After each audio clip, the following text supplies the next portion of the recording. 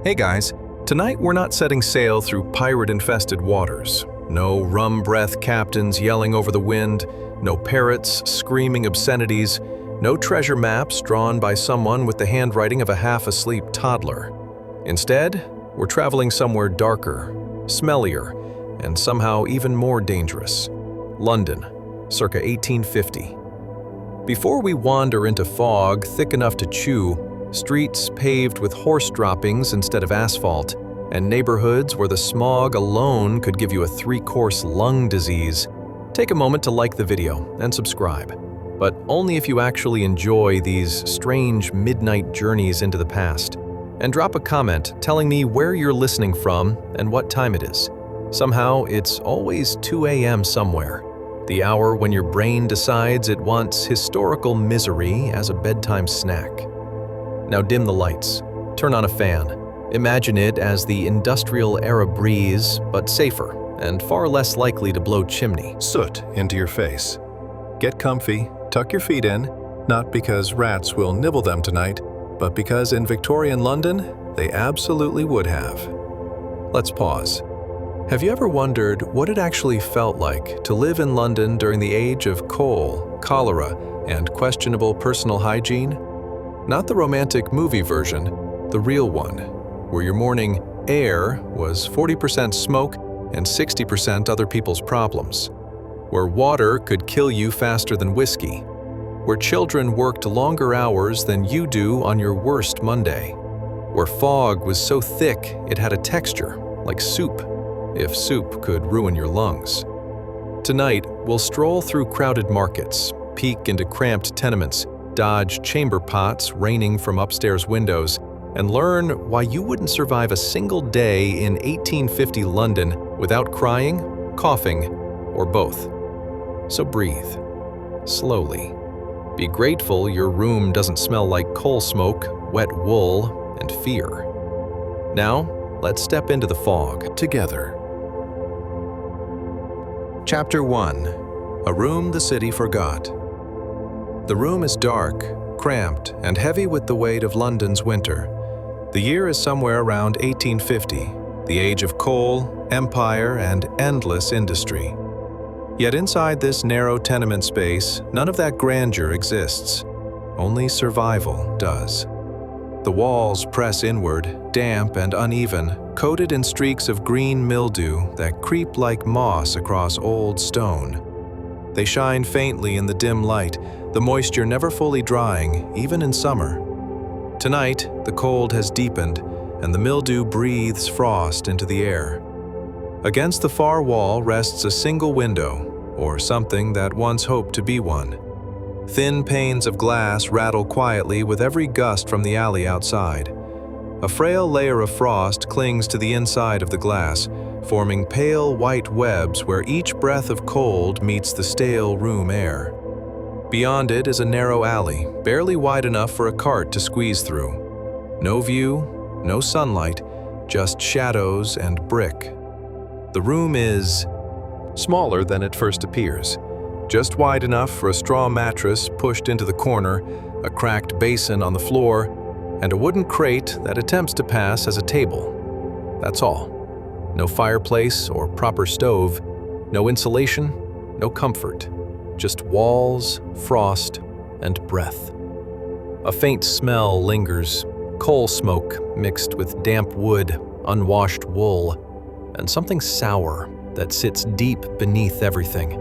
It clings to clothing, to hair, to sleep.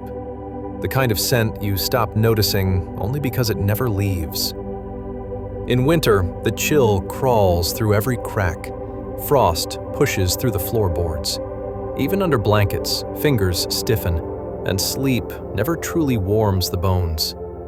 Some nights, people huddle together for warmth, not out of affection, but necessity. Footsteps echo faintly from the hallway beyond. This building is alive with sound. Babies crying through paper-thin walls, coughing fits from neighbors you'll never see clearly, boots stomping up and down stairs. Privacy is a luxury no one here can afford. Every life spills into the others.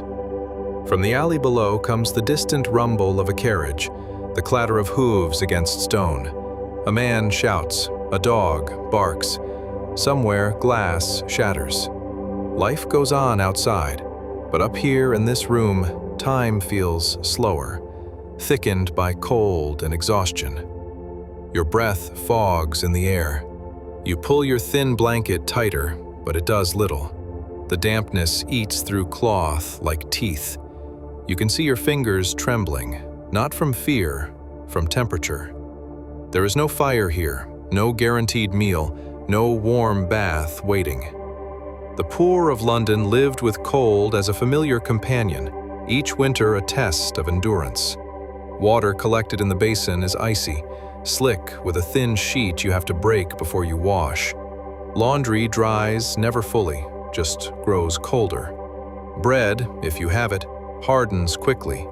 Everything must stretch: fuel, food, hope. Many in this room share space with others. A family of 6 might crowd onto the same straw pile. Or strangers, drawn by rent priced lower than dignity. It is not quiet, even when silent. The building creaks, pipes groan, rats scurry behind the walls, searching for crumbs. You lie back and stare at the frosted window, the alley beyond dim and gray, even by day. Your breath rises in faint clouds. You try to sleep, but cold wakes you, hunger wakes you, neighbors coughing wakes you. The city itself wakes you. And dawn promises no relief, only labor. Coal dust, factory bells, endless work for pennies. The tenement room won't warm, it will not brighten.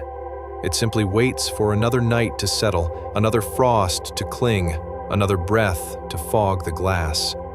A room forgotten by comfort, a city too busy to notice.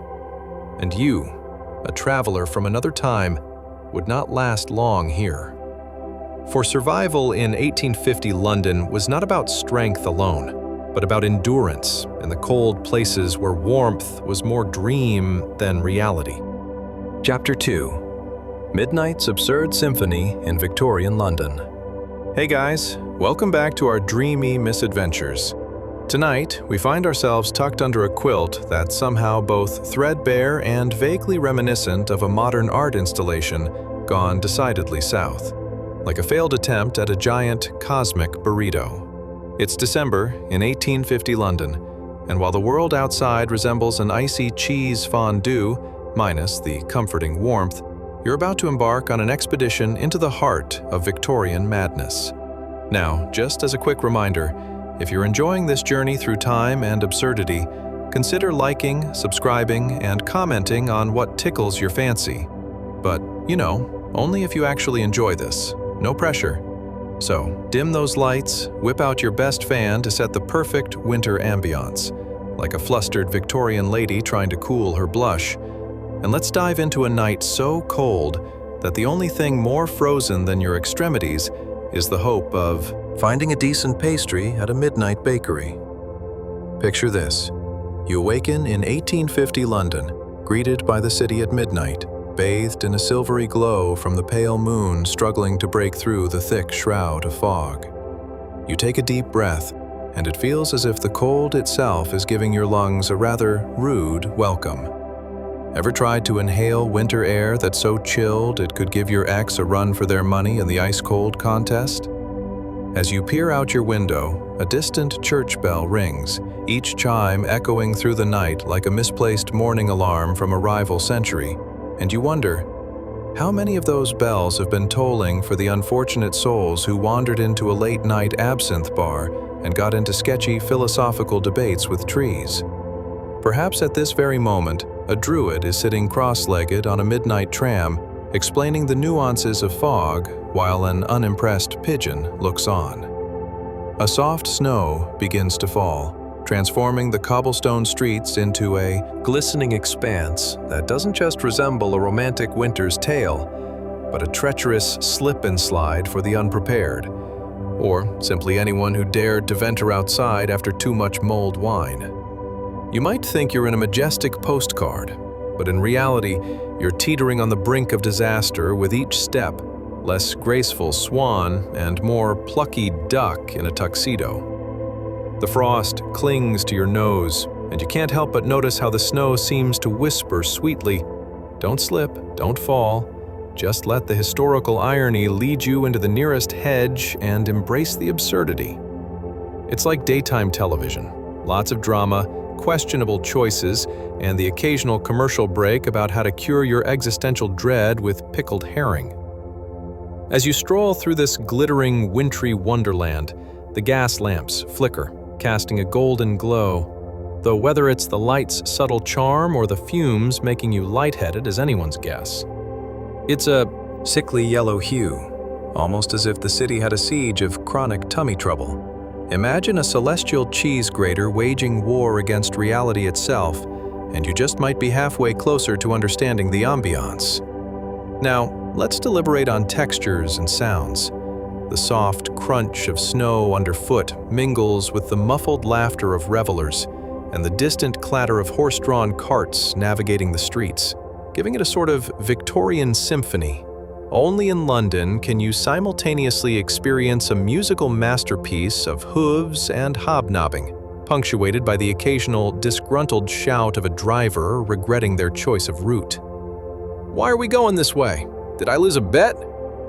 And can we discuss the people? Oh, delightful characters. Wrapped up tighter than a Christmas present, they flood the streets, swaddled in layers of wool and linen, like human burritos, furiously swaying to some invisible beat. There's Mrs. Witherspoon, the town gossip, who's made it her solemn duty to ask why the street lamps have suddenly begun frequenting the local saloon. The audacity.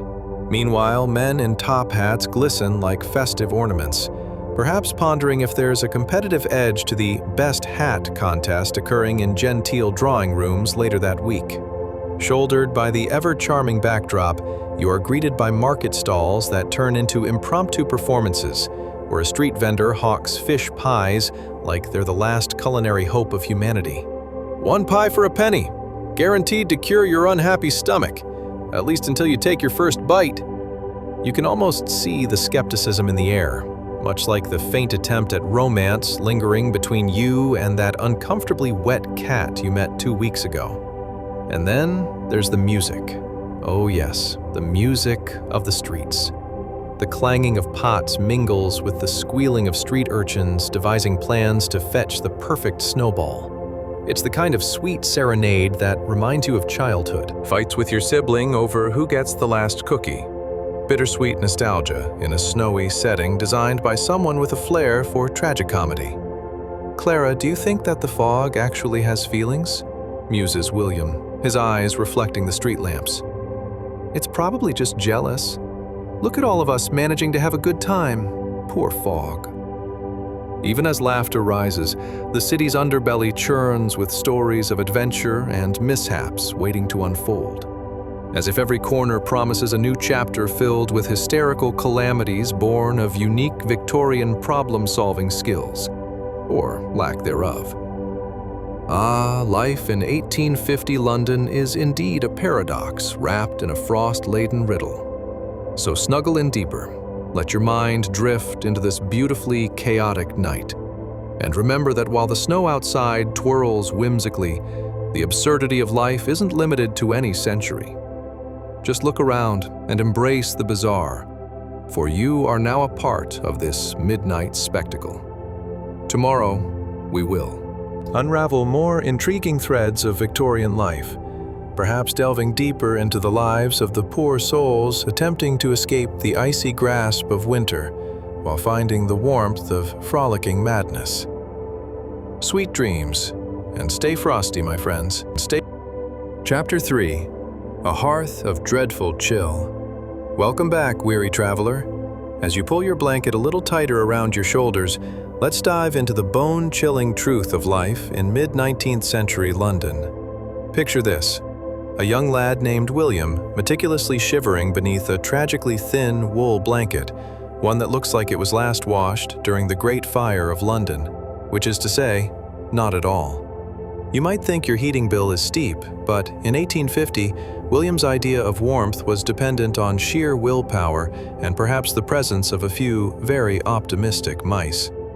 Can you hear that? No? That's because the hearth is filled with gray ashes, the remains of a fire that's seen better days. The air is biting, piercing through William's meager blanket like it's auditioning for the role of most persistent winter chill. In the background, the distant cries of street vendors selling whatever you could market at -2 degrees Celsius waft through the cracked, barely there window. It's either that or the occasional drowned rat drifting by. Not quite brunch material, but they're nothing if not resourceful, those Londoners. But let's talk about the fire, or more appropriately, the distinct lack of it. This poor hearth would put the campfire scene in your favorite movie to shame. Remember those warm, cozy movie nights? Imagine trading in that ambiance for a cold reminder that the local fuel merchant had completely forgotten anyone needed warmth 3 months ago. You'd think survival skills would have moved a bit beyond just knitting a turtleneck out of your grandmother's old linens. But alas, here we are. In this delightful scenario, William's idea of breakfast doesn't involve hot coffee or flaky pastries. Oh no. It's a nice, robust serving of cold porridge that might as well have been used to sculpt medieval architecture. If you've ever had a bad morning after a rough night out, you can relate. It's like that first sip of water after a night of questionable hydration choices. Except the water's also a suspicious shade of gray. Now, in our modern lives, we often long for that elusive, slow morning vibe, perhaps sipping tea while snuggled under an infinity of blankets. But in 1850, it seems like the only supreme comfort you could hope for is avoiding the freezing wind while dodging the inevitable draft from the one window at most cottage you call home. Ever thought about the importance of bathing? Well, let's have a quick chat about personal hygiene in this era, shall we? The Victorian concept of a good wash involved a bucket and a very limited dose of imagination. This was not restorative spa time, my friend. Oh no. This was akin to pouring cold soup over yourself while standing outside during a blizzard. Refreshing sounds a bit too kind, doesn't it? They say cleanliness is next to godliness, but in 1850 London, it was more like, let's agree to settle for mildly less dirty. Personal hygiene back then certainly didn't hold a candle to the sanctity of essential oils and bath bombs that we so cherish today. You might as well be trying to detoxify your face with a slice of bread and a sprinkle of regret. And just like that unfortunate moment when you realized your last bite of avocado toast didn't go down quite as planned, those poor souls were left chuckling in a state of perpetual, well, that could have been worse, embarrassment. Imagine being William, standing in your one-room abode, researching the hottest fashion trends. Spoiler, it's going to be wool, wool, and more wool, with a dash of, why is it always so itchy? While you're at it, enjoy the slight sense of claustrophobia from your sibling's layer of wool just a foot away. You might think tethering yourself to strangers by the fireside is a significant bonding experience, but in this case, let's just say it's socializing with a side of shivering and a whole lot of, why? Can't we just take turns breathing warm air? And while you contemplate your existence, you also face the bitter truth. The outside world is doing its best to outdo your murky water aroma. The vibrant scent, and by vibrant I mean a little like a goat forgot its way home, that wafts in from the streets is enough to send even the hardiest soul running for the hills, or at least to the corner where the neighbor finally cranked up the meager heat and invited everyone over for the warmth wars. In this absurd, yet oddly relatable slice of life, you see William, bundled under layers of wool, clutching what precious warmth remains as he watches the cold creep in and life roll by outside. Outside, the faint sounds of a tubercular cough mix with the distant cheer of a child who's won a half-eaten apple as they rush past, totally oblivious to William's struggle and the relentless chill bringing the sun barely just out of hiding. Yes, you can't make this up, dear friends. Winter in Victorian London was the true nemesis of all things cozy. So, as you drift off to sleep, don't take that thermostat for granted. It's doing a much better job than any resourceful wool blanket ever could. Sleep tight, and remember, if your teeth start chattering, it's probably not the ghost of an itinerant Victorian child. It's just your unyielding will to avoid a million layers of cold air. Chapter 4. The Morning Dread of a 9-year-old. Hey there, sleepy wanderer. As you breathe in deep and sink into your blankets, let's unfurl this tale that's colder than your least favorite ex's embrace. Welcome to the charming chaos of 1850 London, where even the sun has to think twice before making an appearance. Meet young William, a boy of 9 with a face etched in soot, that quintessential Victorian decor, like a dirty canvas that could only be appreciated by a very specific art critic, perhaps a raccoon. It's early morning in winter, and as his eyelids flicker open, all he sees is murky darkness filled with the rebellious flicker of a dying candle. Imagine waking up after a night at a pop concert, where even sleep felt like a mosh pit. You, groggy, confused, and wondering where on earth you left your dignity. Congratulations! You've just stepped into the world of young William, who's maybe only one shoe away from being the world's fluffiest cold chicken. Now, picture this delightful morning scene. William stirs from a fitful night's sleep, the rasping of his throat a subtle reminder that warmth is just an idea, like dreams of being a professional ice cream taster. Breathing in what we might politely call London air, which today smells intriguingly like yesterday's fish and a questionable amount of soot, he stumbles out of bed, which, if you could even call it that, is merely a stack of straw and a thin wool blanket that looks like it's seen more trouble than an anxious cat at a dog show. What's that noise, you ask? Oh, just the delightful combination of city life. It's the honk of a distant carriage, the background soundtrack of 1,000 crammed souls stomping to their daily grind. There's a melody in those footsteps. If you squint your ears just right, it sounds a bit like a mournful dirge for those who longed for a moment free of the bitter chill. And no, that is not a choir of angels singing. It's just the frost, hitting the cobblestones like a tiny choir of disgruntled winter spirits. Now, dear listener, let's talk breakfast. An idea as comforting as a warm hug from a Yeti. In William's world, breakfast does not come from a delightful cafe with artisan toast and avocado. Oh no, it's a lukewarm bowl of porridge that bears an uncanny resemblance to cement. Ever tried to nom on cement? Maybe it's got some texture, perhaps a hint of raspberry? Not quite. Instead, it's more of a mystery mix that surely had everyone scratching their heads and reminiscing about better meal choices. Just as you sit there, wondering why you ever thought that yearning for 5-star dining was a good idea, imagine opting for a second helping of that grayish sludge. William, with all the decisiveness of a Victorian hero about to embark on a treacherous quest, might just be weighing the pros and cons of chipping a tooth against knowing he'll still be hungry afterward. Spoiler, he'll pick the porridge, and it will rudely remind him of his last dental visit. As he bowls through this morning mayhem, it's important to illuminate the magical adventure of washing up. Have you ever stood under a lukewarm drizzle while wearing a raincoat?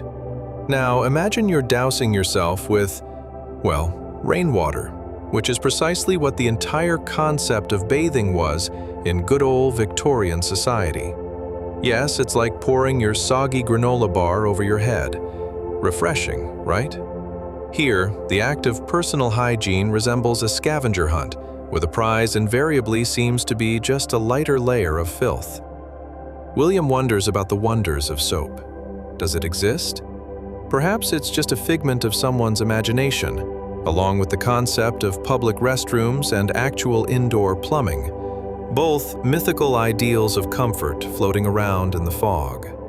Ah, but fear not, for should you survive your devilish morning ritual, you'll find yourself garbed in layers of wool, each more unyielding than the last. Congratulations! You've just become a human burrito, held tightly by Mother Nature's worst design decision. Will your fashion dream be wool woven with a hint of animal scent and the occasional fleck of your neighbor's breakfast leftovers? You can see it now. Ah, yes. The avant-garde look brought to you by the marvelous Huevos Rancheros from number 23. Oh, how whimsical it all is, this tiny slice of 1850 London life. So nestle down, dear friend, as William gears up for yet another day of triumphs. He'll conquer frozen air, flopped breakfasts, and the mysterious art of washing without drowning. And as you settle in, just remember, if you need to escape, just close your eyes and think of William, forever engaged in a silly struggle, doing the best he can with yesterday's porridge and tomorrow's hope of a nice, warm blanket. Or better yet, a magical, modern-day thermostat. Sleep tight, and may your dreams be filled with warm porridge rather than cold. Morning Chills. Morning, Chapter 5. The Flickering Needle of Despair and a Side of Potatoes. Hey there, sleepy wanderer. As we continue our frosty dive into the charming chaos of 1850 London, let's take a moment to shed light on a scene that's about as cozy as sharing a bath with a porcupine. The life of a weary mother nestled by the flickering glow of a single candle. Picture this, if you will. It's late afternoon, and her bright hopes have been draped in a layer of soot thick enough to rival the smog outside. She's hunched over, battling the fine art of fabric and thread, attempting to sew a coarse shirt, perhaps for a little one who has less hope than they do fabric. Let's first talk about that candle, shall we? This is not some fancy beeswax number, if you catch my drift. Oh no, we're talking a drippy little stub of tallow, flickering with gusto as if it had taken a shot of espresso. You can almost hear it sizzle in frustration, quietly muttering to itself, "Why hasn't anyone invented electricity yet?" But alas, here we are, and it's present-day candlelight for our mother, the perfect ambiance for sewing, or perhaps for unraveling in despair like a cheap sweater from a sketchy marketplace. Now, take a moment to appreciate what this poor woman is crafting: a coarse fabric shirt. This is the kind of clothing that could easily double as a medieval window screen. It's so rough, you'd half expect it to munch on hay when you're not looking. When she finally manages to complete her sewing endeavor, this shirt is likely to be worn by a child who will inevitably get it dirty before she can even finish a prayer for a potato to drop from the sky. Can you imagine the pressure? You're stitching with a delicate silver needle, glancing out the grimy window every so often, as if a delivery of divine potatoes might miraculously drop down from a chariot. But it's probably just the neighbor's dog rummaging through their garbage. Yet another reminder that life is Decidedly unfair. And this woman is about one whimsy away from needing a therapy llama. As dusk creeps in, the cold seems to giggle at her plight, infiltrating the house like an unwelcome friend who's eaten too much cheese at the last party. "Don't mind me," the cold whispers, wrapping itself around her like a dastardly shawl of frost, just to be particularly obnoxious. You might wonder how this woman stays warm. Will she wrap herself in her fabric creation? One need only imagine the enthusiastic reactions of neighborhood rats as they witness her unveiling a delightful new joke of a garment. Now, speaking of food, let's pivot to the kitchen, where the real adventure begins, or rather, the grim reality unfolds. Potatoes. Potatoes were the holy grail for families like hers. Each one was treated like a precious gem, and if you were lucky, perhaps you'd even find one that didn't look like it had been used as a prop in a horror movie. Ever peered into a potato sack that looked suspiciously like a crumpled magician's hat? Well, you might be closer to a discovery than you think. Surprise! It's a potato with the skin of an ancient relic. You could sell that at a local market and maybe use the profits to buy another sack of drearily similar tubers. Picture her. While she squirts the last remnants of the candle's wax on her project, a quiet debate rages in her mind. Should she sneak more potatoes today? Can she get away with haggling one off that's actually just a particularly resilient pebble dressed in bits of dirty cloth? Should she barter with the baker over some bread that might as well have been used to play dodgeball? The tension could almost be sliced with a knife, just like the crust on that bread. Ah, the wonders of Victorian life. Every stitch she sews boasts the dreams of her family, woven alongside the threads of worry and love. And yet, amidst the struggle to keep the needle from flying through the air like an over-caffeinated hummingbird, there's humor too. Her little ones scuttling around, possibly trying to make the meal more appetizing by offering cooked mud pie. If only Michelin star chefs could nab a recipe for air and broken hopes. As darkness blankets the damp streets outside, candlelight illuminates the mother's weary face, every crease, every furrow peppered with determination. Who could have foreseen the battles she faces each day? Yet there she sits, sewing away, daydreaming that perhaps, just perhaps, tomorrow will bless them all with something slightly more exciting than the last potato. Yes, dear listener, this is 1850 London, a place where daily struggles are often woven together with a subtle thread of humor. And as she sews, you realize something important. While potatoes may not be the stuff of dreams, they're a far cry from the unyielding fabric of a life fraught with trials. So as you drift off into your own dreams tonight, conjure images of a mother with needle in hand, perhaps with a slightly burnt potato on the table, whispering, "Tomorrow is just a stitch away." Chapter 6. The Sulphurous Breaths of London's Fog. Hey there, sleepy wanderer. Now that we've wrapped up the warm tangle of sewing dread, let's shimmy into something colder and far more putrid than your gym socks after a week without washing. The narrow, sultry alleyways of 1850 London. Can you smell that delightful blend of coal smoke and river mud? Ah, the fresh scent of industrial growth. Or is that just the remnants of last week's fish at the market?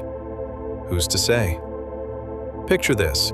You've just stepped into the fog, where the air thickens like oatmeal left on the stove way too long, and visibility drops faster than your motivation to hit the gym on a Monday morning.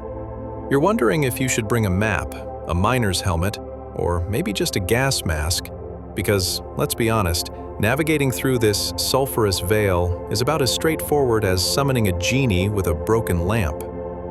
Have you ever experienced a day where you feel like you're being slowly wrapped in a cozy blanket, only to realize that the blanket in question is made from dampened nightmares and last week's newspaper? That's your welcome to Victorian London, my friend. You could practically slice the fog with a knife, but instead, you'll have to settle for slicing through the awkward conversations with the local urchins, who believe flinging mud at passers-by is their spiritual calling. Ah, and the sounds. Let's talk about that delightful cacophony buzzing around you. Is that a vendor hawking moldy cabbages? Or maybe it's the sound of someone's face contorting in despair after accidentally stepping into an abyss of mud disguised as a footpath?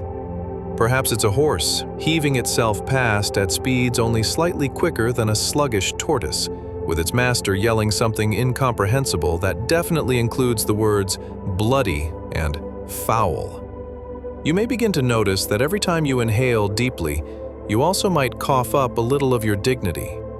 The fog isn't just thick. It smells like a combination of burnt toast and what you just assumed had crawled out from under someone's bed. Can you imagine what a breath of fresh air would feel like? I mean, can anyone? The last person who thought they'd experienced fresh air probably ended up in an unfortunate gaggle of confused pigeons. Let's take a moment to marvel at the clothing choices of Victorian Londoners, shall we? While you might find yourself in breathable fabrics that would make you feel both chic and comfortable, the friends and neighbors you'll encounter are draped in layers upon layers of wool that stink of 1,000 sheep. Sure, they can fend off the cold, but at the price of smelling like a barn during Oxford's hottest month. They've clearly been convinced that wearing your entire wardrobe at once is simply all the rage.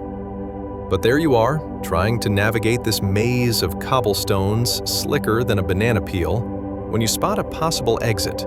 Street vendor offering something. You lean closer, squinting through the fog. Is it food? Salvation?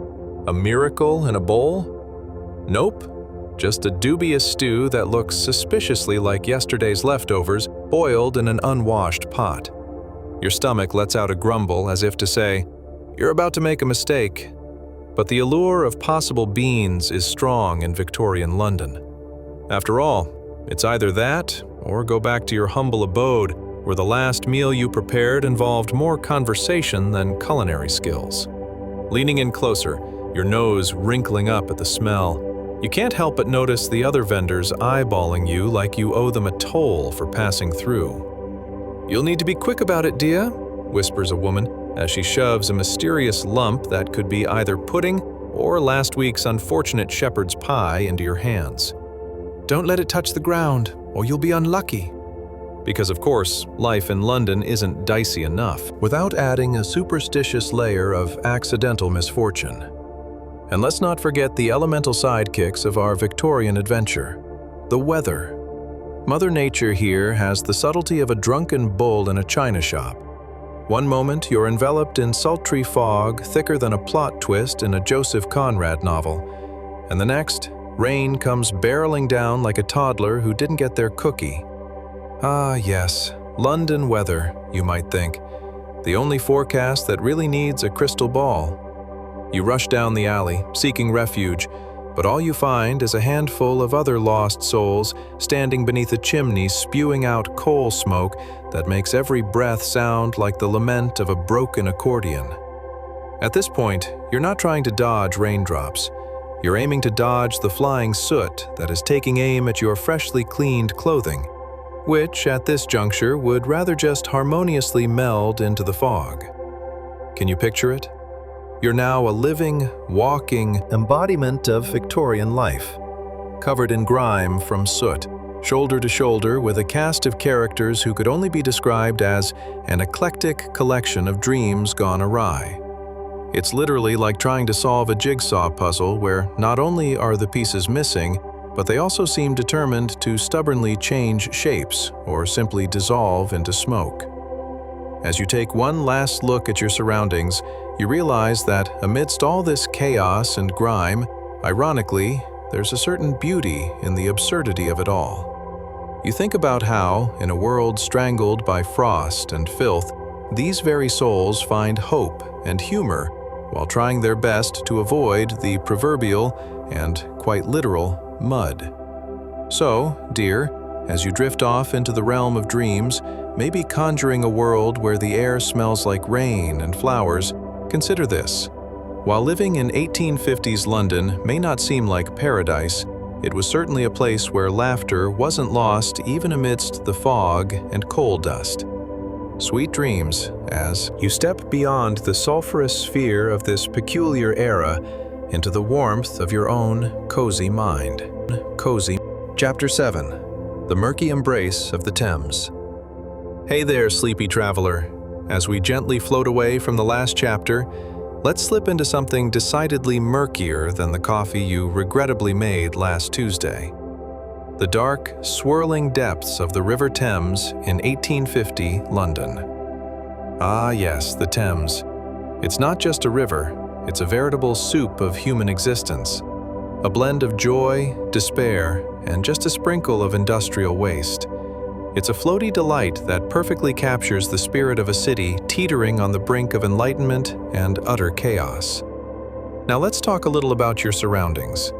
Wrapped in a cozy fog that feels less like a breathable mist and more like a slightly damp hug from a suspicious uncle, you take a moment to breathe deeply. Do you smell that? It's like the River Thames attended a barbecue but forgot to bring the meat. Instead, it returned with last week's fish and chip leftovers and a healthy dash of humorously grim history. Yes, the aroma. Here can only be described as a mix of courage and questionable life choices. Hidden beneath this thick cloak of gray is a treasure trove of human disregard. The story of London's life and death spirals downriver with every hull of a boat that grinds through its blackened waters. Imagine 1850, where the air is thick with ambition, industry, and the kind of delightful sewage aroma that makes you feel so alive. Can you picture it? It's like being on a date with fate, where the conversation is a little too genuine, and you're just hoping for an escape route, or, at the very least, a decent handkerchief.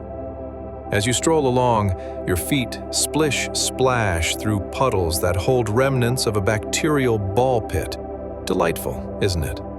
You begin to ponder essential questions like, in a world where the Thames doubles as both transit and trash can, how do the locals ever find a sunny side? Or perhaps, what sort of mortal calamity lays in the depths of a river that doubles as a public toilet? Let's not forget the constant hustle and bustle around you. Boats, horse-drawn carriages, and the occasional gentleman attempting to smoke a pipe all contribute to the violent orchestra that is Victorian London. Imagine, if you will, a sight to behold.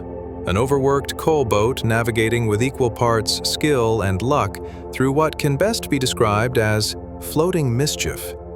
Every time a vessel rocks by, the very water seems to belch up its dinner, treating bystanders to a splash of unknown origin. It's like watching a bad magician. Oh look, it's gone. Oh wait, there it is again. Ah, never mind. Perhaps becoming a Thames worker crosses your mind, but let's be real. Would you survive one day?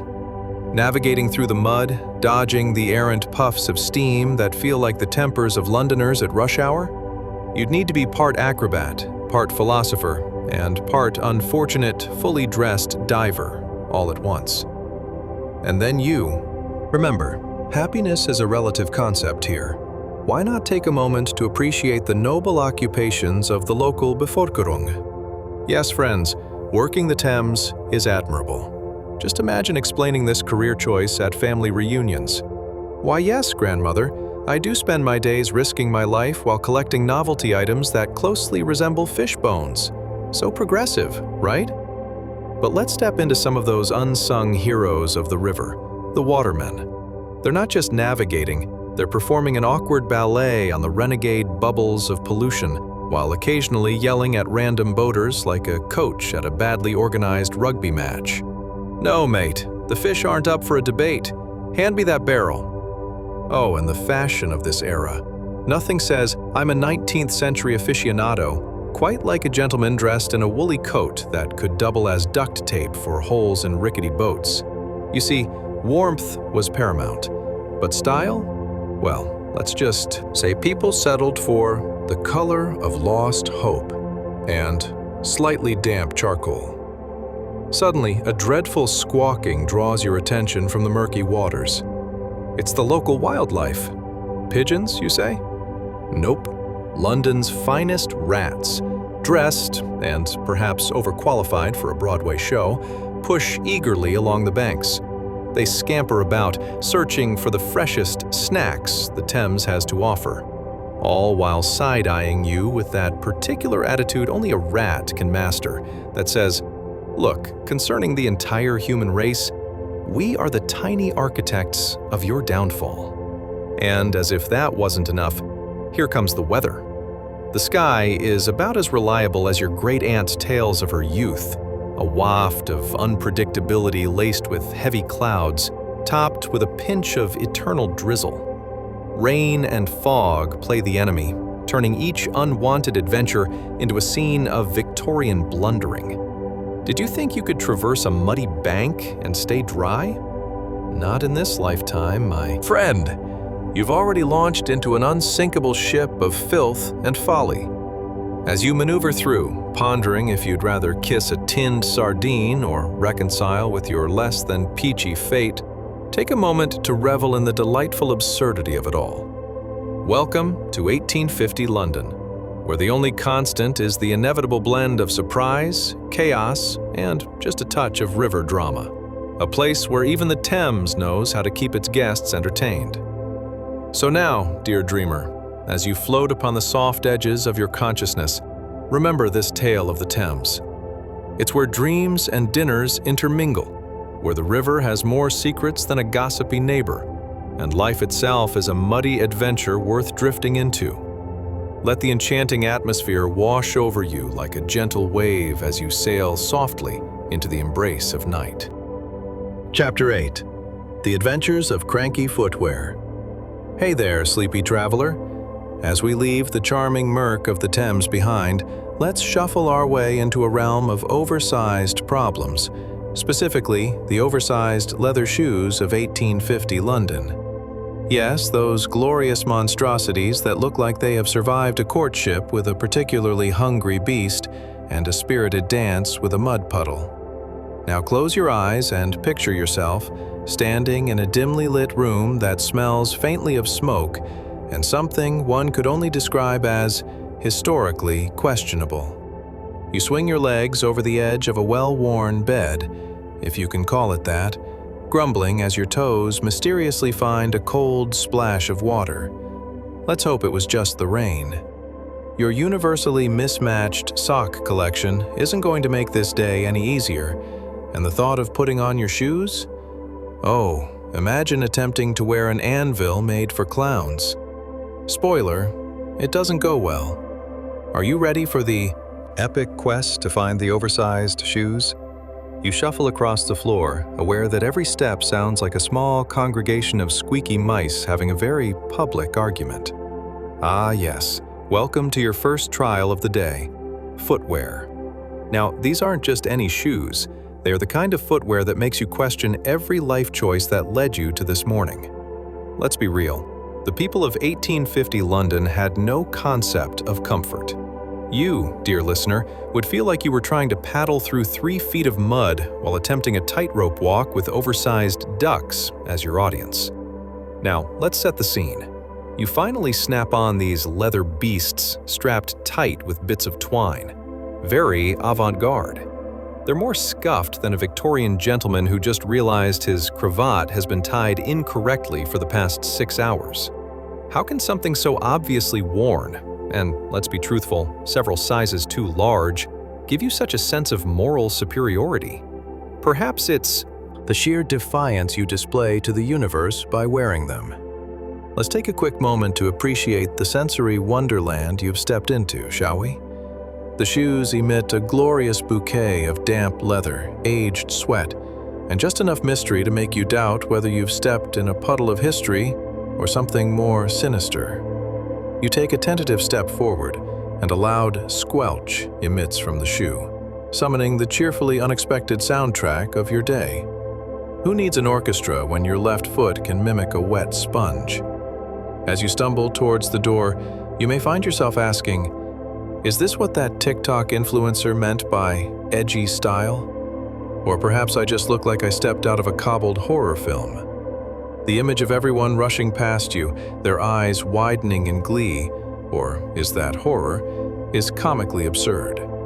Most folks will probably glance at those Goliath shoes, smirk, and think, well, yes, I certainly do not want to get stuck in those, because wearing those feels like trying to outrun a mild inconvenience while simultaneously battling your daily existential crisis. Classic Victorian struggle right there, folks. Out of your front door you go, and immediately, the bustling sounds of London hit you like an uninvited group of pigeons at a picnic. You see, amidst the bellowing street vendors and the occasional horse-drawn carriage that sounds like it's auditioning for a lead role in a musical about bad luck, you're left wondering how you'd keep up. Would your noble, oversized shoes give you the spring needed to sidestep what the universe has planned for you today? Spoiler, no. Alas, you are doomed to a series of awkward foot shifts and unintentional slow-motion trips. Every flailing step becomes nothing short of an opera. Take a moment to appreciate the footwear choices of passers-by. Oh yes, they all belong in some fashion magazine that hasn't been published yet. Silky boots that glide as if they've come to life. Shiny brogues clicking compassionately with purpose. And here you are, groaning through what seems like an untamed forest of cobblestones, muttering thoughts like, if I trip and fall, please let it be on something mildly interesting. And yet, as you trot along with the grace of an octopus on roller skates, you can't help but chuckle inwardly at how your self-worth might be directly correlated to the comfort of your footwear. Ah yes, today's main character is the man bravely battling shoes that seem more like Vikings than defenders of toes. Imagine the gossip during lunchtime with your pals after a day of wrestling with footwear all over town. Remember Billy? The one with the oversized shoes? He's practically starting a revolution in comfort performance. Next thing you know, we'll be seeing advertisements with the tagline, "For a taste of betrayal on your feet." Parrot help but wonder how many people truly appreciate the artistry of this choice in footwear. Spoiler alert, probably a 0. But it doesn't matter. You're now the unintentional star of London's quirky street theater, and there's a certain sweetness to that. Plus, perhaps you unknowingly brought laughter into lives that desperately needed it today. So, dear traveler, embrace these oversized shoes. They may feel like you're trying to walk through a brewery of pints and regrets, but there's a beauty in this clumsy adventure. You are more than just another soul crossing this age. You are a comical hero waddling through the ever-quirky streets of 1850 London. And as the sound of squeaks and squelches accompanies you through this delightful chaos, let yourself smile.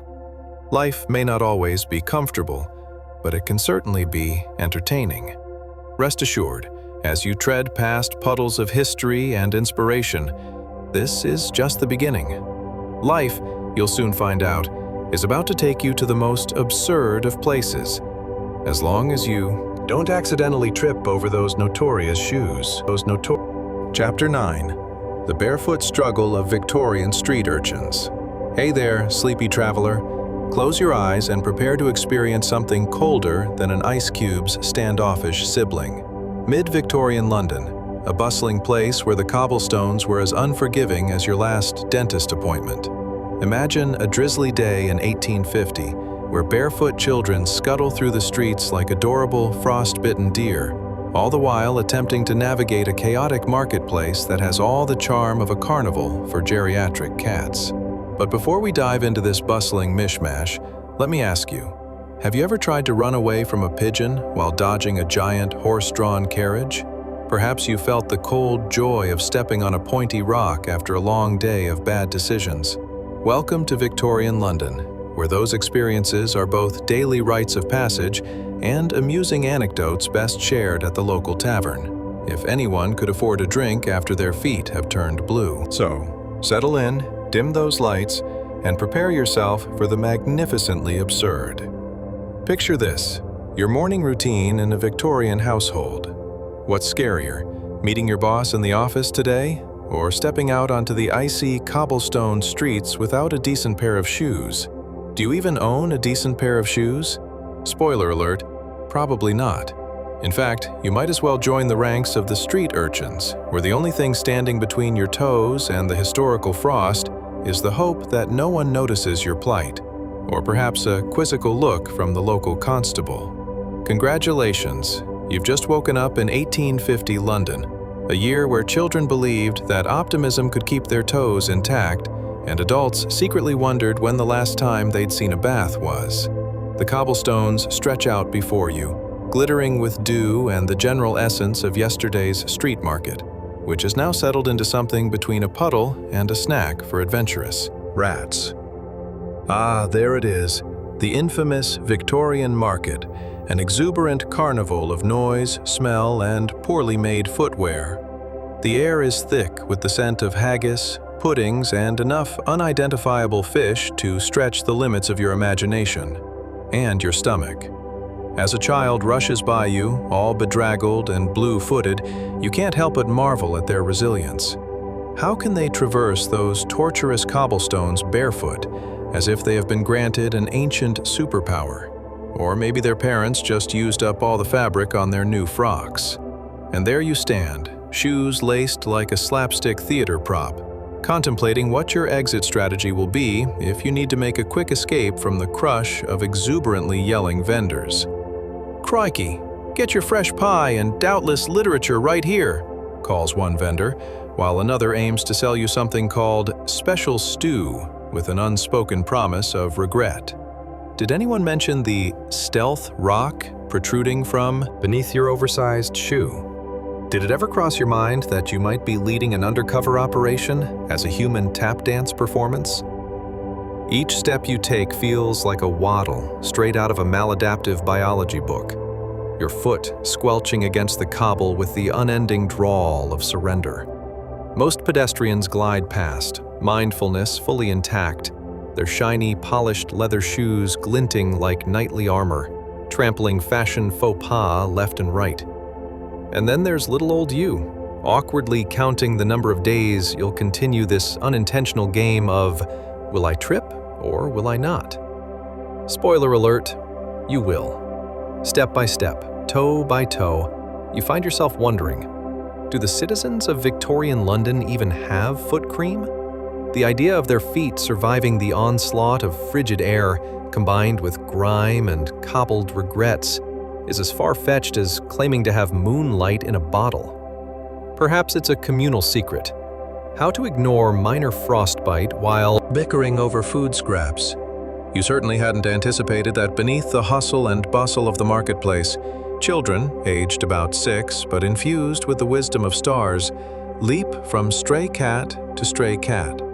At this very moment, one of these mini particles of energy with frost-bitten toes makes a valiant attempt to catch a wayward rodent, likely in hopes of impressing a companion while securing their evening meal. After all, Victorian life for the lower class was less about culinary classes and more about survival tactics that would make even the most seasoned reality show contestant squirm with envy. As you navigate around a particularly fragrant vendor, you might catch a glimpse of a little girl, shivering but resilient. She waddles toward a stall with her frost-bitten feet, making little granules of dust puff into the atmosphere behind her. Oh, how grand, you ponder. Is this a new form of performance art? Or just another day in the life of a child whose shoes are decidedly missing from the picture? And through it all, you learn a valuable lesson about resilience. Those kids smile wider than the pies they are trying to sell, even upon discovering that they may or may not be a bit undercooked. After all, in a world where warm footwear is a foreign concept, laughter remains the warmest blanket you can wear. So, here you are, dear listener, navigating the bustling market of 1850 London, facing the freezing, cobbled war zone with frostbitten toes as your companions. And while stepping out may feel like a circus act mixed with a Shakespearean tragedy, remember, life was an unpredictable adventure for everyone, particularly those adorable children bravely trudging their way through existence, blue toes and all. And with that, let's move on to see what else historical London has in store for you. Because if there's one thing we know, it's that the absurd has only just begun. Chapter 10. The Whimsical Sleep of Little Emma. Hey there, sleepy traveler. Tonight we're about to dive into the enchanting world of mid-Victorian London, where the air is so thick with fog that you could practically serve it as a side dish at dinner. Picture this. It's a chilly evening in 1850, and you can hear the gentle patter of rain. Think of it as nature's way of giving a gentle high five, but it feels more like the universe is desperately trying to remind you that your hat is tipping slightly askew. Now, had you ever wondered what it would be like to wake up, not in your cozy bed with warm mugs of herbal tea beckoning you, but on a straw mattress, surrounded by the faint scent of last week's cabbage stew?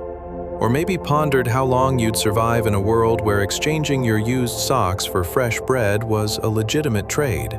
So many questions swirl around like that pesky bit of old tumbleweed that seems to roll past you every time you take a stroll. What if you had to dodge piles of horse manure while convincing a pigeon to share its muffin crumbles? Life was quite the unpredictable circus back then, and tonight you're stepping right into the center ring. Congratulations! You've just woken up in 1850 London, and it's raining like the skies are confused about whether they're crying or just showering everyone with a gift of pure disappointment. Before you fully awaken and panic sets in, let's take a moment to focus on a little girl named Emma. As you blink your eyes into the murky light, you notice her, a tiny little bundle of warmth nestled deep into a straw mattress that looks vaguely like a straw-filled taco. If that taco had a particularly rough week, full of hard knocks and oddly aggressive weather patterns, then yes, That's Emma's bed.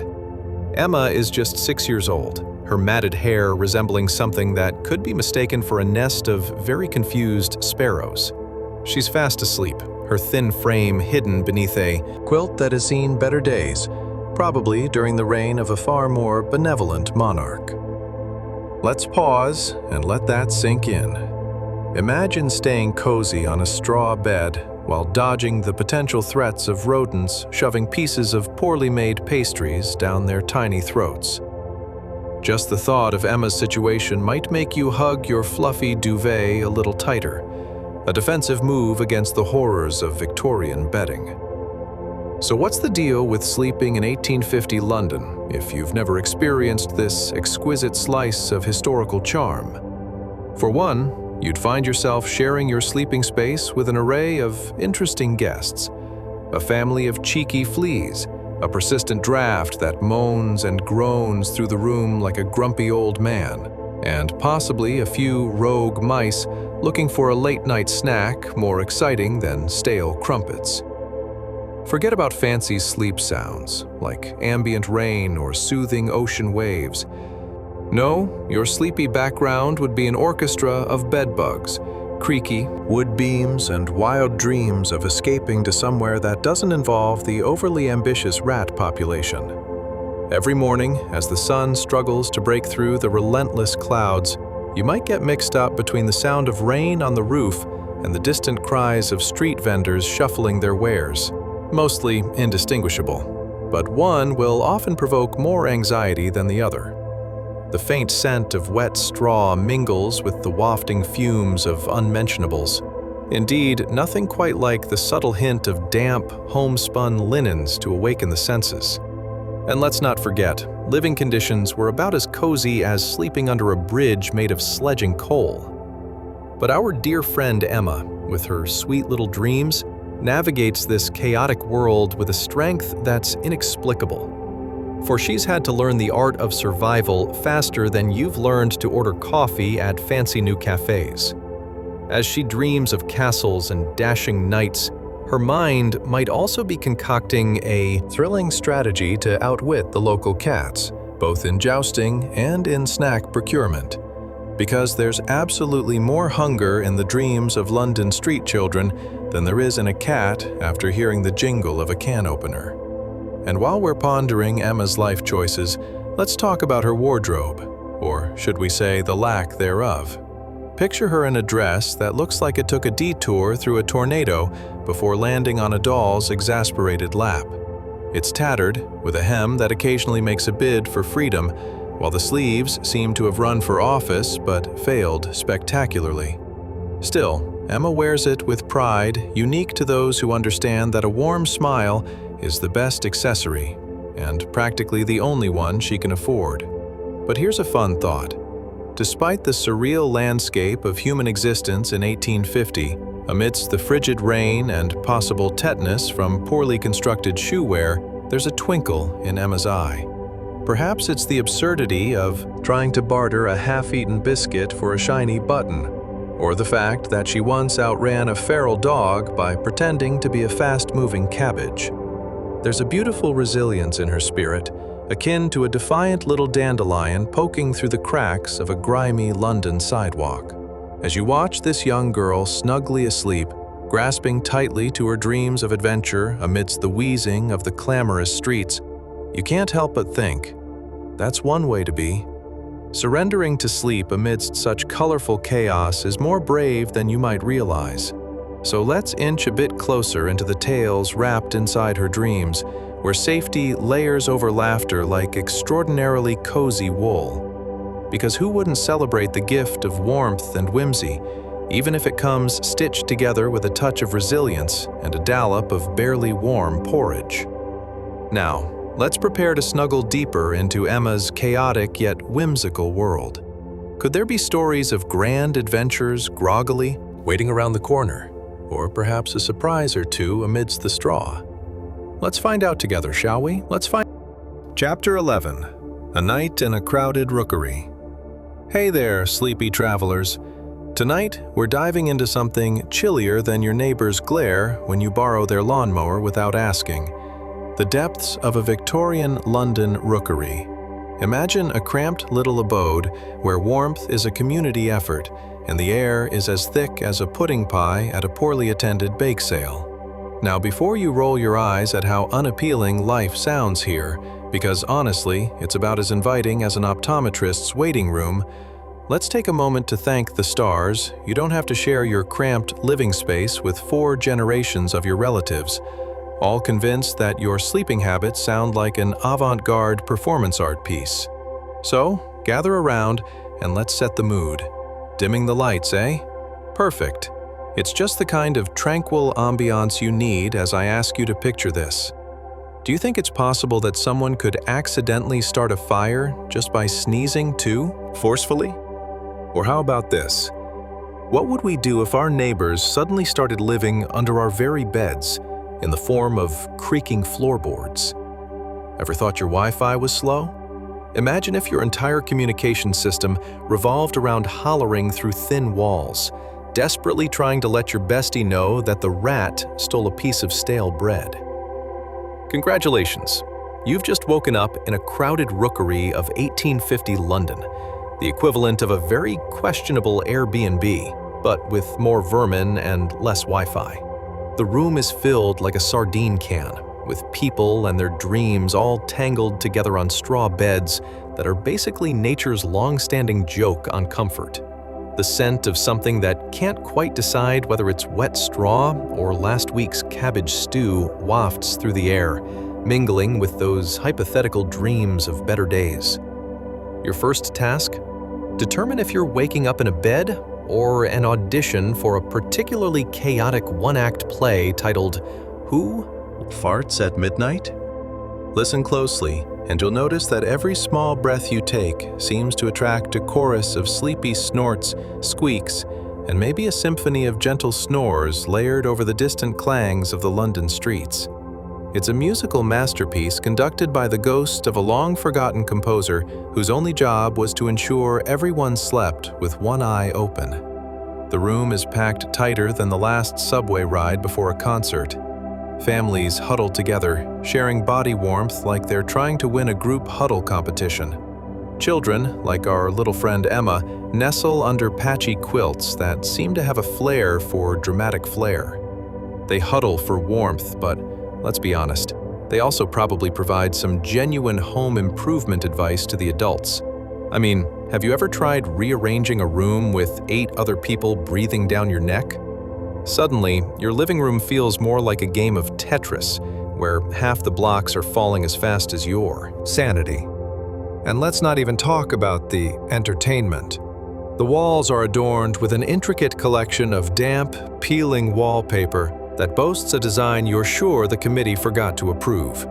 You could practically hear the paint chipping away in discontent. This is the place where gossip travels faster than the flash of a camera, something that doesn't exist naturally. But the art of storytelling? It's alive and kicking. Every creak of the floorboards whispers, "You won't believe what Mrs. Wainscott found in her stew last night." But as madness swirls around you, don't forget about warmth. A singular fireplace cradles the hopes and dreams of everyone in the room, performing its best impression of a half-hearted bonfire. It spits and crackles, fueled by the memories of better wood, while a spirited debate plays out over who will snag the last piece of charred potato from last week. Yes, charred potato, a delicacy only the most resilient of Victorian Londoners dared to try. And while you think about the culinary selections of this bustling commune, perhaps it's worth noting the peculiar dining arrangements. What's dinner like? Would you be shocked to find that it might involve a hearty stew with the serious question of if today's meat is more of mystery or mystifying? A hearty consensus emerges around the table, sharing dinner serving platters that resemble a medieval potluck, where everyone is uncertain if it's polite to inquire about the origins of the main ingredient. Spoiler alert, it's best not to. Now picture Emma again, as she dreams not just of sugar plums, but of lounging in a castle with warm blankets and food that wasn't once someone else's dinner leavings. Living in a rookery might have fostered even the wildest imaginations. She's concocting plans to create the ultimate den of comfort, complete with fantastical oversized pillows and fluffy clouds made out of whatever passing clouds can spare. Every rustle from the outside simply spurs Emma's determination, for she's going to prove that even the tiniest among us can dream the biggest dreams, even while dodging a flock of pigeons that are really just trying to steal her breadcrumbs.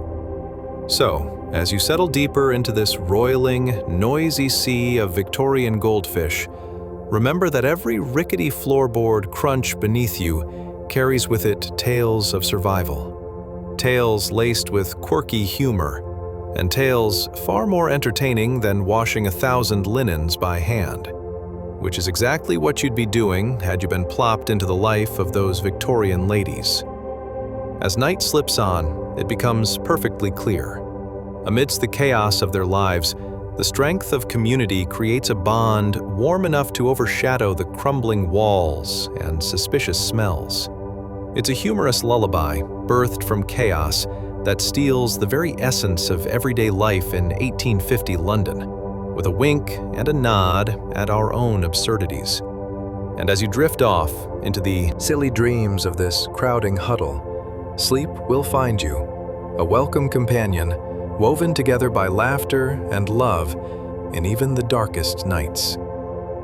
Now, let's tiptoe further into this enchanting, eccentric world, shall we? Chapter 12. A Broomstick Standstill in the East End. Hey there, low-energy explorers of the past. Tonight, we whisk ourselves away to a quirky corner of Victorian London, specifically the bustling streets of the East End, where the grit, grime, and overly ambitious pigeon population make for a delightful journey. It's like stepping into the world's most chaotic theater production, but instead of actors, you've got merchants hawking their wares and street urchins who might just snatch your shoelaces for a laugh. Now, before we plunge into this merry maelstrom of historical hilarity, let me ask you, ever stood on a street corner so busy that you wondered if you'd accidentally wandered into the world's worst game of Frogger? Or how about waiting for a bus so long that instead of commuter mindfulness, you started considering your career as a street performer? Spoiler alert, it would likely involve juggling unseen objects and the correct use of not getting hit by a carriage. Imagine this. You find yourself in 1850 London, scene so vibrant it could fuel a decade's worth of Pinterest boards on overwhelming sensory experiences. The air is filled with the tantalizing aroma of meat pies, sizzling so close to being delicious that it's practically toying with your taste buds. Yet, you also catch a whiff of something that can only be described as mystery stew, because every good Victorian knows that spare food scraps were simply creative culinary opportunities. Of course, being in the East End means this conjures up an existential crisis that begins with, what is that? Is that supposed to be edible? Can I eat it? Welcome to the East End, where chaos reigns supreme. And as you blink away your morning fog, you find yourself face to face with none other than William, a determined chap wielding a tall broom made of rough twigs and birch branches, like some kind of medieval janitorial knight. Let's take a moment to understand our friend. William, shall we? As the clock ticks somewhere beyond comprehension, he stands at the corner like a statue nearly lost in the bustle of life swirling around him. His demeanor is as serious as a squirrel contemplating acorn investment strategies. But instead of fretting over stock options, he's got a front row seat to the swirling mass of humanity that floods past. Loud merchants shouting prices so loud it feels like they've invented their own form of opera, and shoppers who seem to have mistaken the sidewalk for their personal running track. William's broom? Well, it's not just a cleaning tool, though it does a valiant job of that. It's practically an accessory in this era, an extension of his purpose. Look at me, wielding this stick of destiny, he might as well declare, as he sweeps with the grace of a college dropout who just discovered interpretive dance.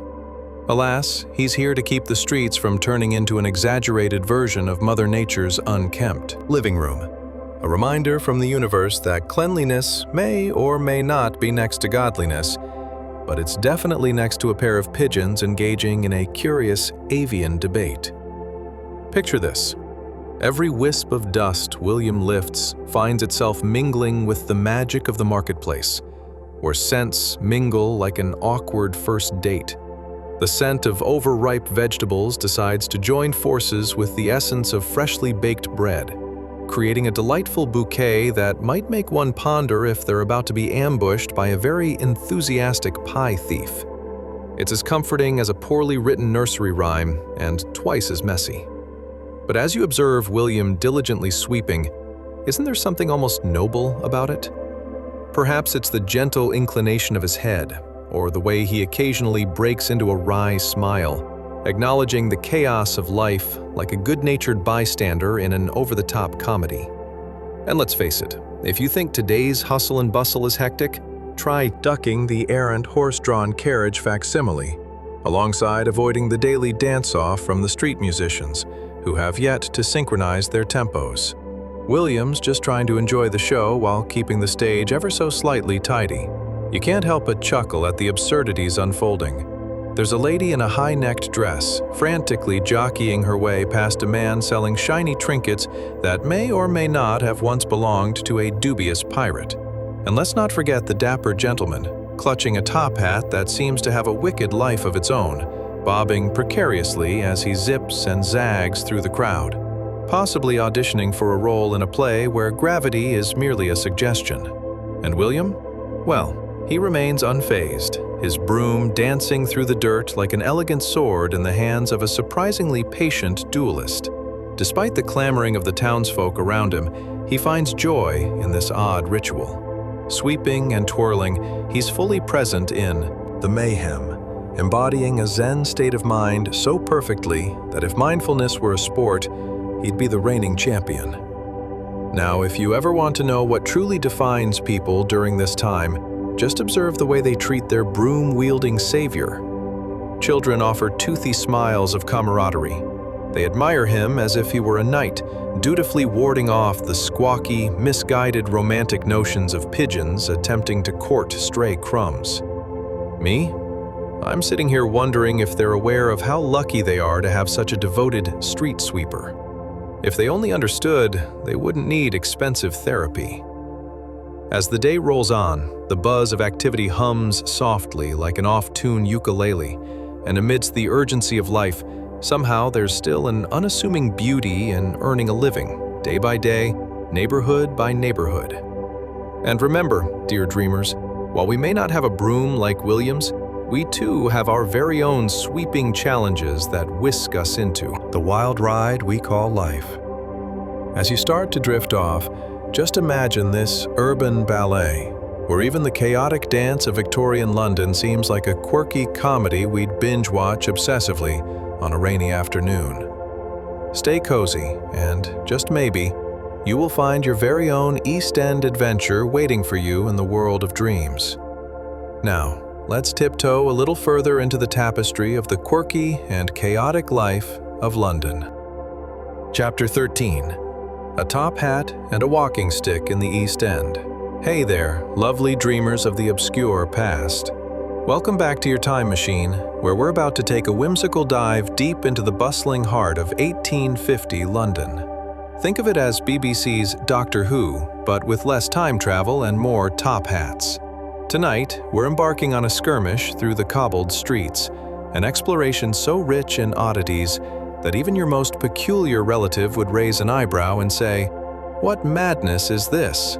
So, batten down the hatches, prepare to engage your imagination, and do me a favor, try not to spill any of that mysteriously ambiguous meat pie on yourself. Did you ever wonder what it would be like to live in a time when people wore more wool than a sheep convention? Or to consider that your biggest conundrum might revolve around which muddy section of street to avoid, like a version of human Frogger, but with a side of horse manure. Spoiler alert, you'd lose. Okay, dear listener, dim those lights, fluff your pillows, and let the sounds of the past cradle you. Picture this. You've just woken up in the bustling streets of 1850s London, right smack in the East End. It's a zany world where the air is so thick with intrigue that you might as well be opening a can of sardines. Every breath comes with a surprise. Now, ushering you into this delightful chaos is our friend Sinclair, a rotund gentleman wrapped in a heavy wool coat that's probably seen more rain than the Thames itself. He is trotting down the street with all the grace of a slightly drunken penguin, sporting a silk top hat that sits so precariously that you wonder if it's auditioning for a Broadway show on its own. As he sashays past you, he clutches a silver-topped walking stick with all the fervor of a knight holding onto Excalibur, destined to conquer. Well, whatever it is you conquer in East End fog. Perhaps it's simply avoiding a pigeon ambush or purchasing one of those meat pies that seem to multiply like rabbits at a family reunion. You can't help but wonder, what exactly qualifies as a successful day for Sinclair? Let's chew on that question a little. Picture Sinclair glancing down at a child. Let's call him Oliver. A scrappy little chap with cheeks so sunken one might wonder if he was auditioning for a role as a Victorian ghost. Now, Oliver gazes up at Sinclair, perhaps considering whether he should request a shiny coin or simply try to grab his mustache for extra warmth. Ah yes, the relentless negotiation skills of the impoverished, like trading the essence of hope for a whiff of a meat pie. But do you know what would be truly mad? Sinclair's absolute obliviousness to the chaos around him. He strides on, strutting through the swirling pandemonium of merchants shouting out prices, children playing a dangerous version of dodgeball with horse-drawn carriages, and faint echoes of street musicians attempting to harmonize. It's an act of absurdity, like watching a cat attempt to master the piano while simultaneously engaged in an existential crisis. You've got to appreciate the audacity of this moment. Sinclair's coat practically glistens as though it's auditioning for a position as the world's fanciest tea cozy. And yet here he is, looking to the well-to-do of London like a walking dessert tray. But let's step outside the funhouse mirror for a moment. Is he even remotely aware of the reality around him? As you follow him through the foggy streets, let's talk about what lies beneath that facade of elegance. The stench of sweat and coal. And let's not forget the persistent aroma of fried food, which is really just a euphemism for the underlying mystery stew bubbling in the corners of every alley. The smell is less Gordon Ramsay's favorite meal and more, did we feed that last night's leftovers to the neighbor's goat? Imagine that scene, Sinclair obliviously navigating what might be one of the most manic episodes of a Victorian sitcom ever conceived. What do you think goes through his head as Oliver watches the world unfold? Perhaps I should donate a coin, he muses. Meanwhile, you can practically hear the internal dialogue of our young bystander. If I could only swipe his hat, I'd be living the dream. And so it is, this peculiar ballroom of street life unfolds. Sinclair, blissfully ignorant of his rank emanating from atop his woolly perch, while the lowly children weighing their coinage in hopes of instantaneous fortune breaks into a jig of their own. It's a swirling dance of misfortune and ambition, an unintentional commentary on the socio-political climate of the day. You can't help but wonder, if Sinclair discovered that his hat was a portal to an alternate universe, would he still fancy it over a genuine connection to a human being? Because here's the kicker. He might be stuck in an endless cycle of bourgeois pursuits. But Oliver? Oliver might one day rule the streets with a wink and a smirk. As you close your eyes and let the visions of East End London cradle you into a deeper slumber, remember this dazzling chaos. There's a certain beauty in absurdity, and who knows, tomorrow you might just find yourself mid-street, decked out in silk, ready to strut through your own little adventure. With or without a top hat, but hopefully with fewer pigeons. And as gently as a summer breeze sways through awnings, let yourself float away on the clouds of imagination. The night is young, and your dreams are waiting for you. Sleep well, my whimsical explorer, for the narrative is only just beginning. Chapter 14. The Grand Carriage Caper. Hey there, lovely dreamers of the murky past. Tonight, we're steering this delightful time machine into the wet, murky streets of mid-Victorian London. Think of it as stepping onto a stage where the actors are utterly clueless.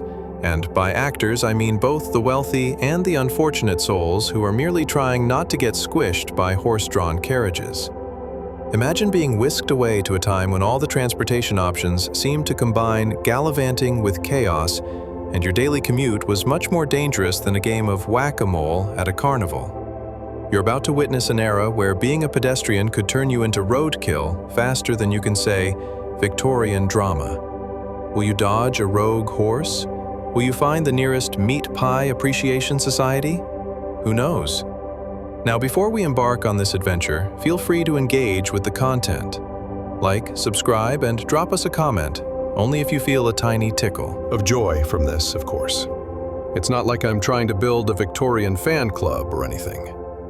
All right, dim the lights, grab your favorite blanket, and let's cozy up for an immersive romp through 1850s London. Close your eyes and imagine yourself battling the whims of a chaotic city.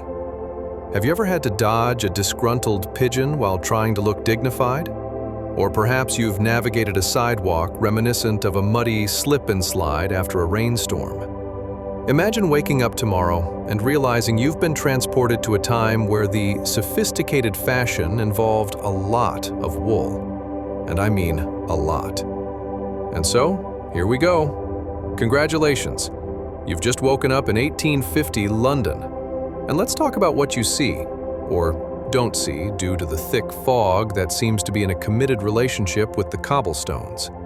Oh, and look, here comes a grand black carriage, thunderously drawn by two powerful horses that might as well be part Mustang, part Stampede. As the carriage barrels down the street, the horse's hooves create a rhythm more chaotic than your neighbor's attempts at karaoke. Mud and slush fly across the narrow sidewalk. You could swear it's just like being at an unwanted mud wrestling contest, but with the added charm of Victorian merit badges for avoiding horse droppings. The street feigns sophistication as the horses kick up a scrumptious variety of dirt and grime, like a culinary experiment gone horribly wrong. Take a deep breath. Or don't. You've just inhaled a combination of coal smoke and mystery stew aromas wafting from an alley. For a moment, you might wonder if you've wandered into an improvisational theater production. The woes of Team Unfortunately Muddy. Now, let's focus on that carriage. Do you see how it enters, all grand and imposing? Yet, if you look closely, it's not just a gentle, noble mode of transport. Oh no. Let's call it what it is. The Victorian equivalent of an overblown Uber. The driver looks like he's practicing for a role in a Shakespearean tragedy while grumbling louder than the worst backstage drama. I can just imagine it. Is this the way to the Queen's tea party? Because if so, we're all going to die of mud, or worse, rusticated gossip. Inside the carriage, the occupants likely drape their fine silks and satins over their lap, with all the grace of a cat trying to climb a tree while wearing roller skates. Imagine the regal drama. "Oh, darling, isn't today just sublime?" says Lady Agatha as she nonchalantly brushes mud off her hem. Meanwhile, Sir Percival in the corner is merely trying to figure out if that last meat pie was worth the 10 shillings, or if he's just committed to a life of bad decisions marinated in mystery flavoring. Look at them.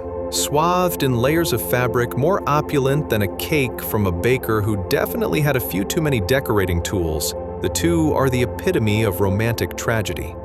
They may be sipping their tea from gold-rimmed cups, but you better believe that problems are afoot, like the unfortunate reality of bathroom facilities existing roughly 2 miles away and being mostly just a glorified hole. Can you see it now? The carriage strides forth as if holding a royal ball, rolling majestically right toward you. Just imagine, in the time it takes for them to arrive at the next gala, they could write a novel about their overly complicated lives. Well, it rains more than it shines. Did you wear the brocade or the taffeta? And whatever you do, don't sit near Lord Snorefest. He might be wearing cologne that's actually just old bacon fat. And there it goes, The carriage thunders past, sending a spray of rainwater. Water you'd think fell straight from London's skies instead of questionable buckets, right onto your freshly polished shoes. Just like that, you're no longer a simple dreamer, but rather an unfortunate participant in a Victorian slapstick comedy. But there's beauty in this absurdity, isn't there? Whether it's dodging muddy surprises from errant carriages, or figuring out whether to wade through the muck or attempt a daring leap that would impress Olympic athletes, every encounter offers a slice of adventure. So, dear listener, as you think about how our friend Sinclair might navigate such chaos, let's allow the mess to wash over us, quite literally. Who knows?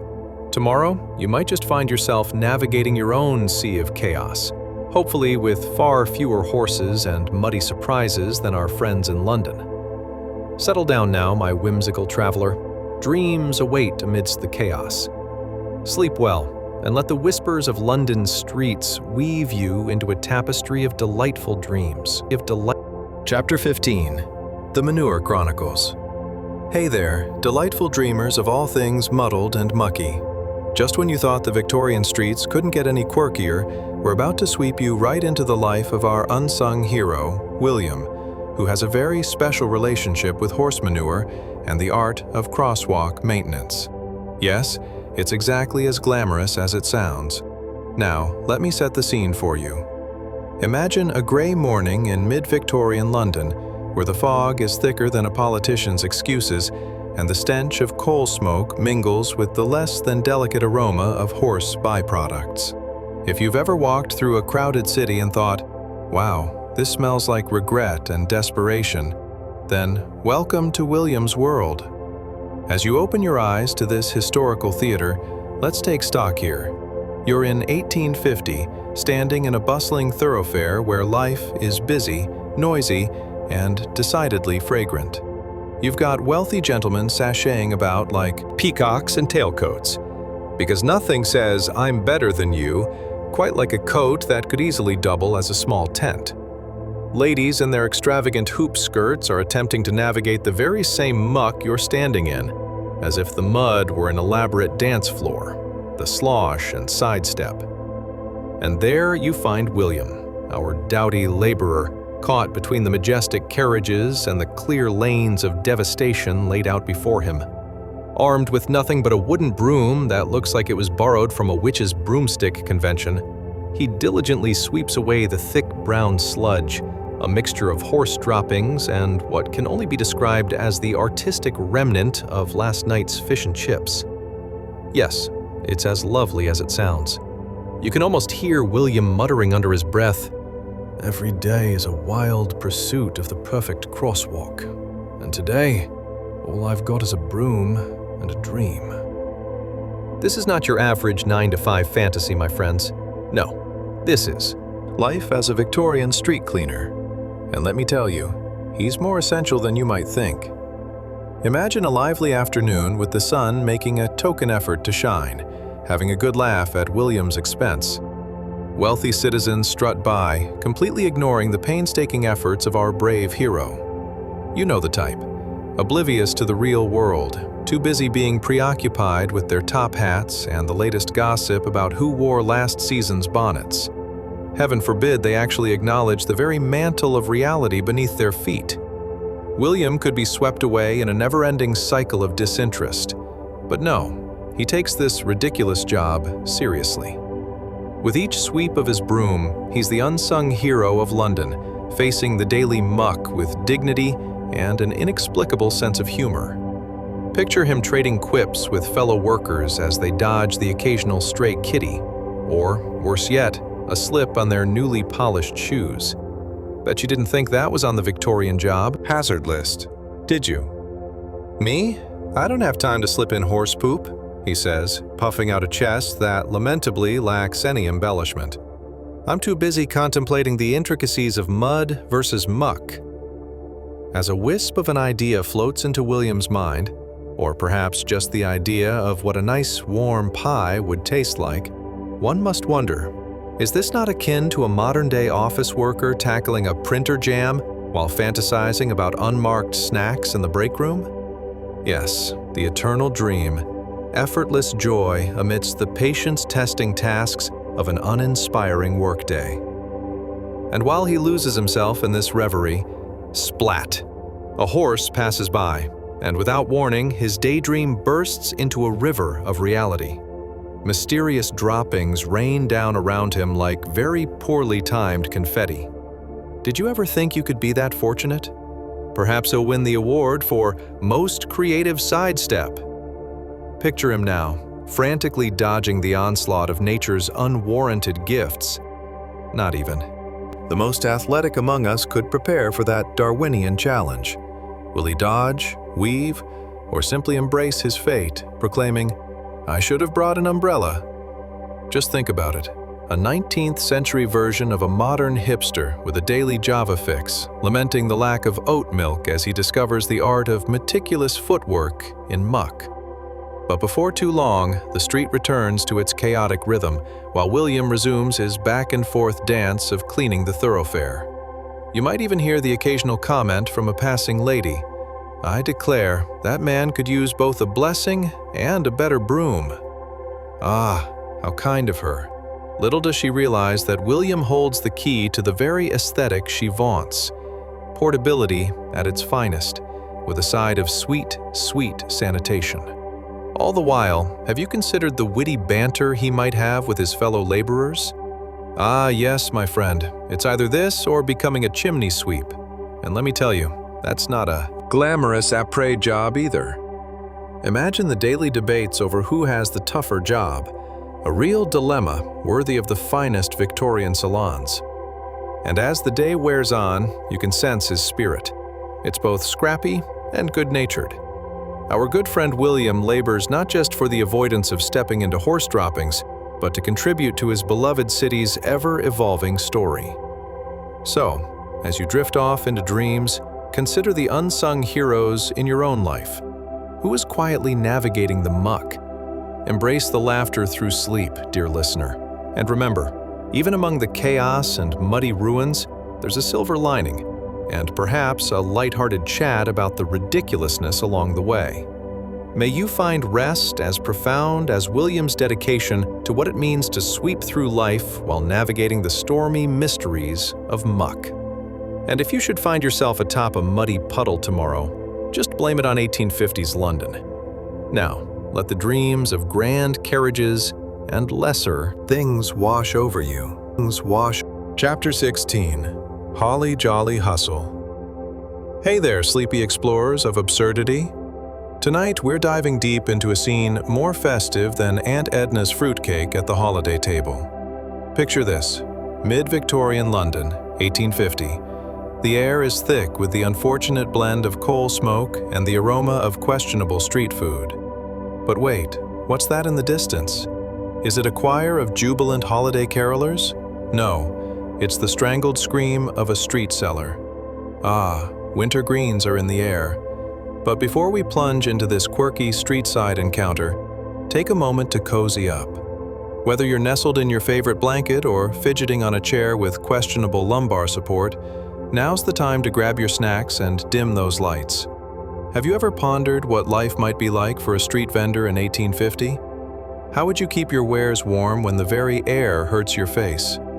Ever tried shouting at strangers to buy your goods while dodging the occasional rogue pigeon? What would you do if a horse just decided to drop a fresh surprise on your meticulously arranged holly and berries? Spoiler alert, this was a year not known for fur-lined booths and heating lamps, but for tenacity, a dash of chaos, and maybe a bit of humor. Congratulations, dear listener.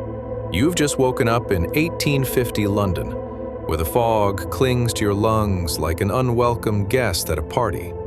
Look around. You can almost hear the hustle and bustle of life, punctuated by the occasional shriek from an unfortunate passerby who just discovered that stepping in something less than pleasant is practically a rite of passage here. As you pull your shawl tighter around your shoulders, you see her. A woman with a tattered shawl, the kind that looks like it's survived more winters than a hedgehog with a thick wallet. Her hair's a wild halo, and her cheeks glow brighter than a butcher's fist after a well-aimed jab. She's got her hands full of vibrant green holly, adorned with glistening red. Berries, like little drops of holiday cheer on a backdrop of despair. "Buy your winter greens," she calls out, her voice a melodious entreaty that cuts through the din of the city like a knife through hard butter. "Fresh holly for decoration, red berries for your Christmas cheer." But let's be honest, you can't help but wonder if she means cheer, or if this is more a cry for survival. Picture this. Her stall, if it can be so called, is a rickety crate balanced precariously on a cobblestone street like a bad idea that refuses to die. Customers shuffle past, wrapped in their own insecurities and layers of wool that were likely made from sheep who had their own reservations about this bitter weather. "Holly, get your holly here," she shouts again, probably knowing full well she could make more noise than a marching band on parade day. The modern-day equivalent? Think of a farmer's market influenced by winter but only half as pleasant. Imagine trying to sell a vegetable variant of a sad Instagram post, while everyone else is busy trying to find happiness in overpriced lattes and yoga classes that start with Namaste. The street seller's wares clash with the stark backdrop of London town, a town painted in various shades of gray with occasional pops of color from newspapers as they flutter away like confused pigeons. "4 pence for a bunch," she yells, waving her arms like a mad conductor, orchestrating a very confused orchestra made entirely of rotting vegetables and unsold wares. "Look at this festive greenery. It smells fresher than my neighbor's last attempt at roast chicken." And just like that, you can feel the tension of the trade, the delicate dance of salesmanship, where each shout holds more ambition than an aspiring painter in the Louvre. Yet there's something almost joyous about it. You find yourself imagining her as a Victorian fairy godmother of sorts, casting spells of "buy my greens" rather than "you shall go to the ball." As you delve deeper into this chaotic scene, consider the determination required to peddle wares amid laughter, jeers, and the occasional horse-drawn carriage indicating that a very unfortunate day is about to unfold for anyone in its path. The vendor doesn't miss a beat, barking more sales pitches. "Holly, it lasts longer than your last relationship, and it's much less messy." You can't help but chuckle, imagining her engaging in a side hustle cheerfully while people like William from the previous tale sweep away untold amounts of deposits from horses in a not-so-adorable manner. How's that for a blender of historical charm and modern complaints?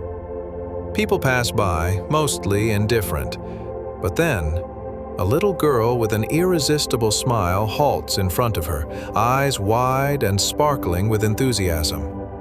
"Can I buy some?" she chirps, clutching a couple of pence like they're the winning lottery ticket. The vendor beams, and for a moment, all the grimness of the bustling London street dims, bringing a flicker of something approaching warmth to the frozen, fog-cloaked reality. Before long, the girl is off, clutching her bunch of holly as if it were a crown jewel, delighting in the simple joy of the moment. It's pure, unfiltered happiness, the kind you could only hope to bottle and serve at feasts throughout eternity. Meanwhile, our determined vendor waves to the retreating figure, casually eyeing the approaching pedestrians like a hawk searching for its next meal. "Holly, get your winter greens! They're cheaper than your ex's excuses," she bellows, and whether she knows it or not, she's become the very heartbeat of this bustling square, one shout at a time. The sky darkens, and you can almost taste the anticipation for whatever mischief this street vendor will incite next. But perhaps the greatest lesson here is to appreciate the absurdity of life. Even in a Victorian winter, one can take pride in the simple joys of selling holly and keeping the spirits bright, one shout at a time. So, as you drift off to sleep, know this: the hustle never stops, and neither did the laughter, just like the curious curves of life that seem to make everything more interesting. Chapter 17. Copper Coins and Comebacks. Hey there, whimsical wanderers of the realm of sleep. Tonight we're taking a delightful jaunt through a world where the aroma of roasted chestnuts mingles awkwardly with the faint whiff of, shall we say, less hygienic street activities. Welcome to mid-Victorian London in 1850. Picture it now. The sky is as gray as an overcooked piece of bread, and the streets are bustling with more characters than a Shakespearean comedy gone wildly wrong. Imagine your cheeks turning as rosy as a London rose, not from merriment, but rather from the sheer chill in the air that saps your will to live, or at least to leave your house. But hold on, is that the squeaky sound of horse-drawn carriages rattling in the distance? Or perhaps it's just the nervous clattering of your sanity, desperately seeking some form of warmth and solace in this chaotic carnival of existence. Take a moment to cozy up. Grab your blanket tighter than a Victorian maiden clinging to her. Modesty, and dim those lights. We're diving into the world of street vendors hawking their wares, where bartering is a form of art and dodging horse droppings is an Olympic sport. Now, have you ever wondered what it would be like to barter for cabbage while fending off pigeons that have more street cred than most rock stars? Or imagine trying to juggle a basket of fresh produce while keeping an eye out for over-enthusiastic pickpockets. Did you remember to secure your silk purse at the waist like a true Victorian? Spoiler alert, you wouldn't last a day here, unless your primary skill is telling fortunes with very little accuracy. Congratulations, you've just woken up and landed smack dab in 1850 London, where the fog is thicker than your great-aunt's pancake batter, and life is a lesson in perseverance, patience, and a rather chaotic sense of humor. Before you stands a bustling street scene, teeming with vendors and pedestrians who all seem to be in a perpetual state of motion, as if there's an invisible race to reach, well, nowhere in particular. Look closely. There she is, a woman draped in a tattered blue velvet cloak, which might have been fashionable once, but now appears to have been involved in a street brawl with a flock of feral cats. Her matching bonnet, a delicate structure defying the elements, frames her determined face, and her hair escapes in wild, rebellious curls, as if trying to make a run for it. As she rummages through her silk purse, a luxury item that seems as out of place in this market as a peacock at a cattle auction, her fingers brush against a copper coin. A victory dance is imminent, as if she'd just found the only four-leaf clover in Southwark. With it, she plans to purchase a bundle of greens from the vendor nearby, who is shouting about fresh holly that smells sweeter than your last breakup's excuses. The air carries a mixed scent of wet straw, roasting chestnuts, and that phenomenon we like to call London fog. In other words, you have no idea if what you're inhaling might be the seasoning for dinner or just ambition gone awry. With the ease of a magician pulling rabbits from a hat, the woman extracts the copper coin and approaches the vendor, who appears equally eager for a buyer and utterly resigned to the grim reality of her vocation. "Fresh holly, good for hanging over your door.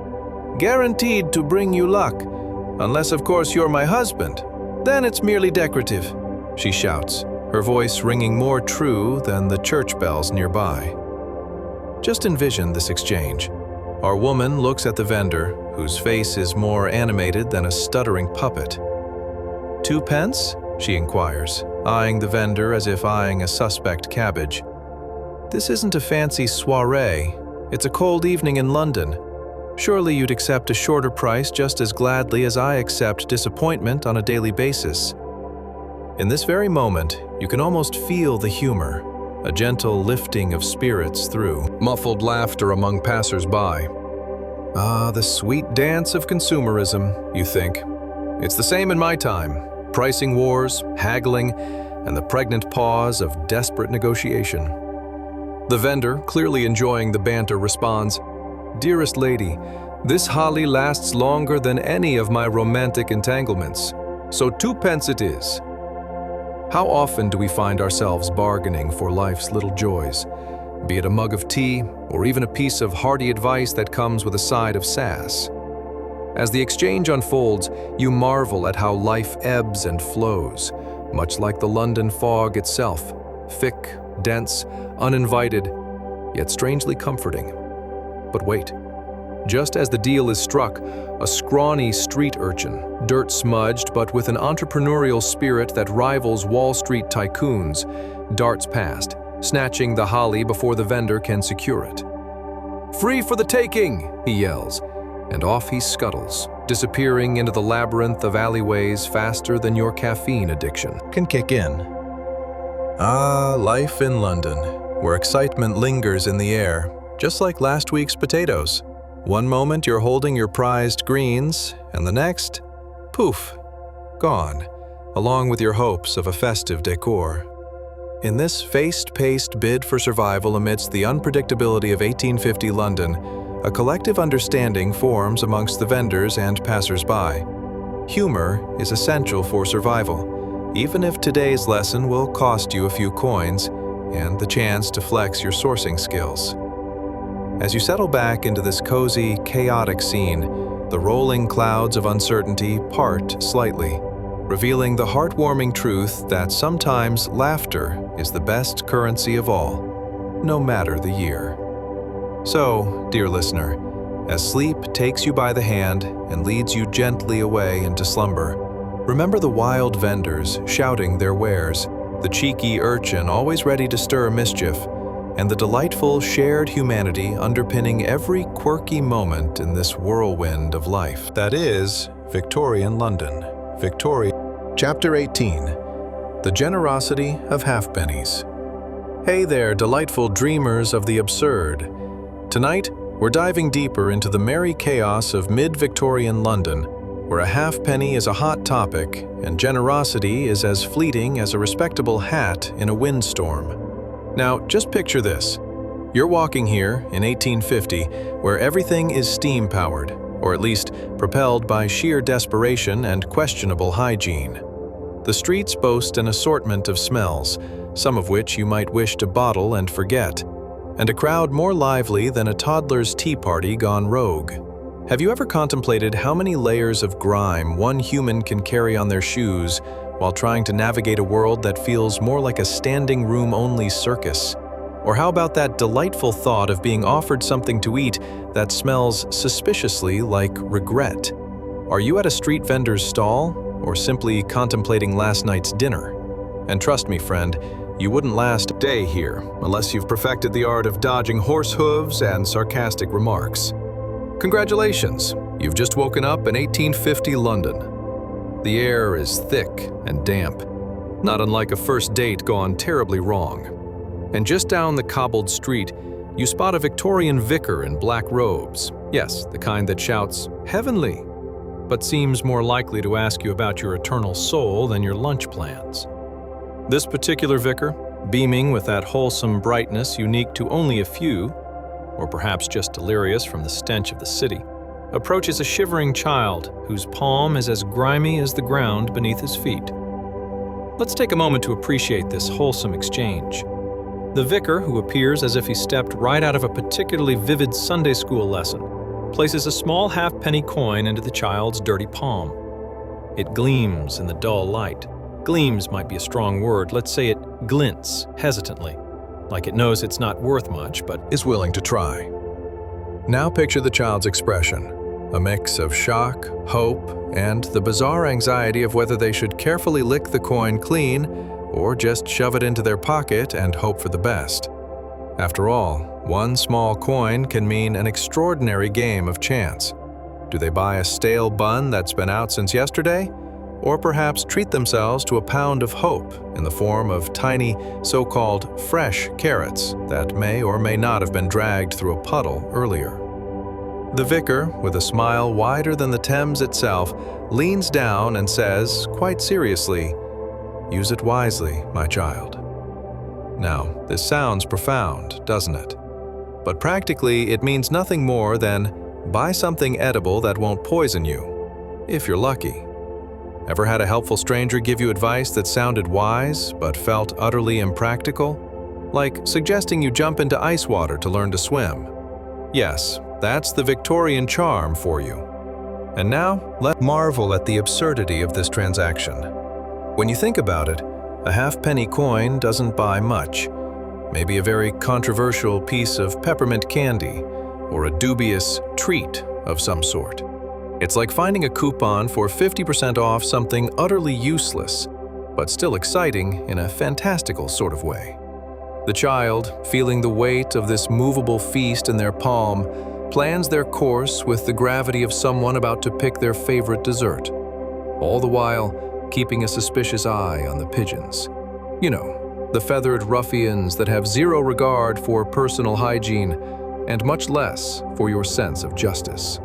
As the child scurries off, perhaps to contemplate if today is the day they venture into buying a snack or waiting for something better, let's take a moment to think. What is this vicar aiming for, you wonder? Is he a secret philanthropist? A misguided angel? Or simply someone who feels that dishing out coins is an excellent excuse for avoiding his church duties? All fascinating questions, and one that you might contemplate while strolling through the muck of a Victorian street. In a world where a child's dreams hinge on the generosity of what might be left in your pockets, the scene strangely unfolds into a collective lesson in patience. Perhaps it's akin to ordering dinner from an unfortunate takeout spot today. Will it be edible, or will you regret the choices you made in those fraught 5 minutes of impulse? As the vicar collects his thoughts, possibly contemplating the next half-penny he could give away, or why he finds himself dressing in all black while living in a city awash in color. Oh look, over there, another vendor, merrily haggling over a basket of fresh vegetables, chuckling over prices that could only be described as wishful thinking. And you can't help but chuckle along, because in this land of muddied streets and unfathomable human resilience, there lies a certain charm in every penny, every exchange, and every pedestrian hustle. Remember this as you drift off into sleep tonight. Life is but an erratic cart ride through the streets of fate, with half-pennies turning into dreams, pigeons swiping at your plans, and a vicar offering gentle reminders that kindness rarely comes wrapped in fancy packaging, but it's still always needed in the madness. So settle in, let the comfort of absurdity envelop you, and drift into slumber knowing that even the smallest act of kindness in 1850 London could be the origin of 1,000 dreams, or the tale of a very confused child debating the merits of stale buns versus optimistic carrots. After all, life is merely a series of humorous misadventures, much like our sleep tonight. Time to rest, dear friends, for tomorrow offers another exploration into such wild, waking dreams. Chapter 19. The Flickering Madness of the Market. Hey there, lovely night owls. Ready to drift into the delightful absurdity of 1850 London? Tonight, we'll navigate the bustling chaos of a market at dusk, where the air isn't just thick with anticipation. No, it's more akin to a poorly wrapped sandwich, oozing mystery and the odd whiff of something slightly offensive. But hey, it's all part of the experience, right? Now, imagine yourself stroking your metaphorical chin, pondering how many layers of humanity can exist in a space so confined that it almost feels like being trapped in a sock drawer belonging to someone who believes in the beauty of lavender-scented fabric softener. Do you ever wonder what it's like to barter for a rotten tomato rather than pay for a decent meal? Or how about grasping for change like it's a wandering spirit? In this fabulous Victorian show, you'll soon realize that the only thing as slippery as a fishmonger's advice is the fish itself, especially when it's still wriggling. And in a place where horse-drawn carriages rule the road, let's be honest, you'd be dodging dung more skillfully than a dancer at a waltz. So, congratulations. You've just stepped into the exhilarating mishmash of 1850 London streets. The gas lamps flicker with a dim green light, casting eerie shadows that seem to have lives of their own. And the mist hangs heavy, like that one awkward silence at a family reunion.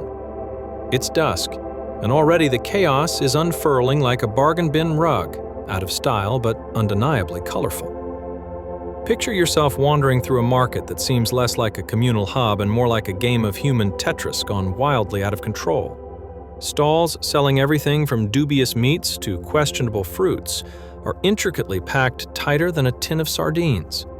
A cacophony of voices rises, louder than the arguments of a family playing board games. Everyone's trying to outbargain everyone else, and The stakes are as high as the nearest fog-covered lamppost, which is probably a few guineas away. You can hear the vendors bellowing tales of their latest fresh catch, fresh being a relative term, about as reliable as a Sunday morning hangover. One stall is run by a particularly boisterous chap who seems to think his charm can sell you aged garlic that's off more than just its prime. "Only a penny, my dear. You can pickle this for a delicacy," he shouts, his arms flailing like a windmill caught in a Los Angeles heatwave. You can't help but wonder if he's trying to sell you the worst recipe for a disaster salad anyone has ever dreamt up. As you squint through the thickening gloom, the hints of pungent fish and overripe produce mix into a fragrance you would dub the essence of bad decisions. Ever been trapped in that one elevator with too many people and absolutely no fresh air? Welcome to your olfactory nightmare, my friend. And then there are the people, bustling, jostling, and doing their best to navigate the mass of humanity like a group of cats at a dog show.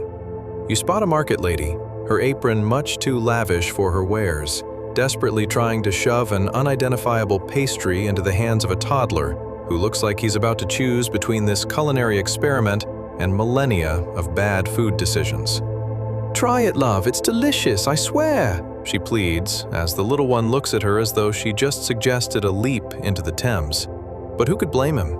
In a city where even the pigeons look like they've just emerged from a mud bath, choosing your snacks feels less like a quest for sustenance and more like a high-stakes gamble. Will it be pleasantly surprising, or a trip to the local apothecary for some medicinal, like it could cure your lack of common sense? You might even question if your stomach can handle this blend of courage and culinary curiosity. What if I end up smelling like last week's laundry? You ponder. Suddenly, a street performer steps into the chaos, a doomsday astrologer equipped with a gleaming crystal ball. He's shouting prophecies louder than anyone else in the market, as if trying to predict the immediate future of a potato you might dare to eat. "Beware the spud of doom," he hollers while gesturing wildly.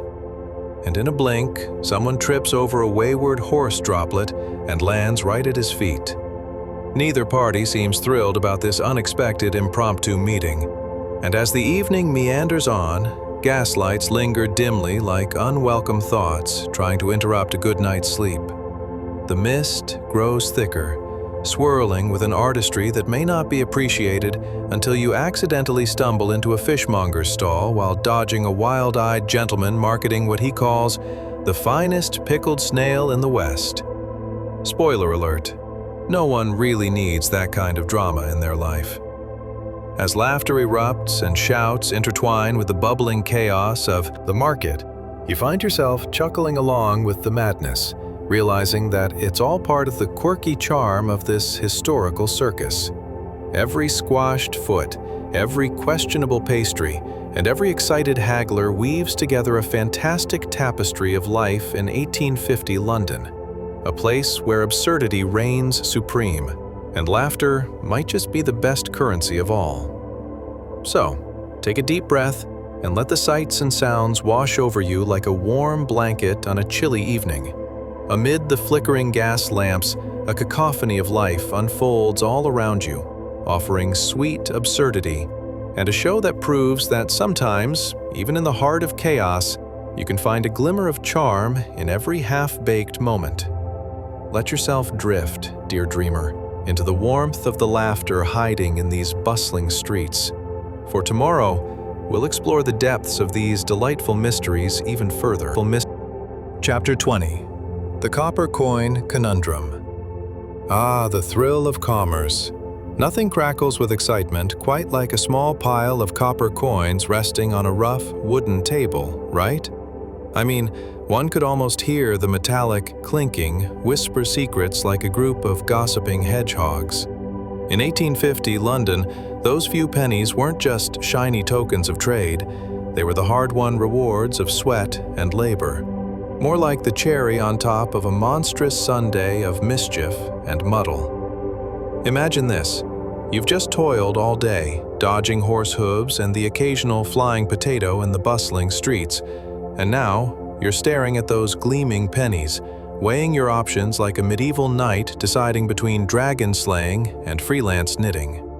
Should I buy a loaf of bread, or perhaps treat myself to that dubious pie everyone's whispering about? You ponder. The agony of choice. One moment, you feel like a savvy investor. The next, you're more uncertain than a cat on a hot tin roof. To understand the significance of those copper coins, let's talk about basic survival in Victorian London. Days were not just filled with work. They were marathons of hustle and bustle. You either rolled with the punches or ended up on the wrong end of a caricature by some poor artist trying to capture the essence of desperation. Picture this. It's a gray morning, and you wake up in a second-floor flat that smells like a misfired experiment at a fish market. It's enough to make you wish you could pay someone to air out your life. Between dodging the peculiar smells wafting through cracked windows and leaky roofs, bless those piles of straw that served both as your floor and a natural flea circus, life felt like one long puzzle without an image on the box. But through it all, those copper coins glimmered like the promise of a future meal. Will I grab a steaming potato at Mrs. Plunkett's, or should I risk my stomach on a hasty meat pie, deliciously questionable? Your culinary options felt like playing Russian roulette.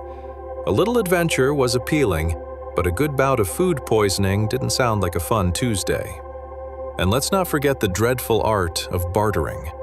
You'd approach a stall with all the bravado of a general preparing for war, only to find yourself entangled in a battle of wits that felt about as effective as trying to shovel clouds with a pair of chopsticks. The vendor, that amiable rascal, would start extolling the virtues of a turnip so rotten it looked like it had survived the Black Plague. "Only tuppence, my good friend. Why, it adds character." Sure it did, especially if character meant gathering every stray neighborhood rat for a delicacy parade. You think bartering now is a tough gig online? Try doing it face-to-face, where pyramid-scheming vendors flashed all the charisma of a soap opera villain. "But dear sir, this beautiful turnip could have tasted like sunshine, if only it had been planted in a sunlit garden instead of a bog." You'd nod, not quite believing, while mentally retracing your steps to the nearest apothecary to nip on something to settle your stomach once this encounter was done. And speaking of apothecaries, silver linings were usually found there in the form of remedies for all manners of ailments caused by all this food. You'd hand over your precious copper coins, praying that the claims about cures would hold up better than a hiccuping elder at a funeral. "It's wild cactus juice, a miracle elixir," they promised, which always sounds enticing until you realize the wild cactus might actually be just a prickly bush in someone's backyard. Now, around this time in London, there existed a robust feeling of camaraderie that could rival even the warmest of friendships. Picture you and your fellow laborers trekking through the fog, pennies in your pockets, exchanging whispers about tomorrow's potentials, with every nook and cranny just ripe for adventure, and a nearly guaranteed misadventure or two. How might we stretch these coins, you'd wonder, pooling life strategies with tired laughter that echoed off the cobblestones like a serenade sung by drunken troubadours. But life in Victorian London was not all penny pinching and pie purchasing. Oh no, those copper coins worked too hard just to dull the pain of everyday life.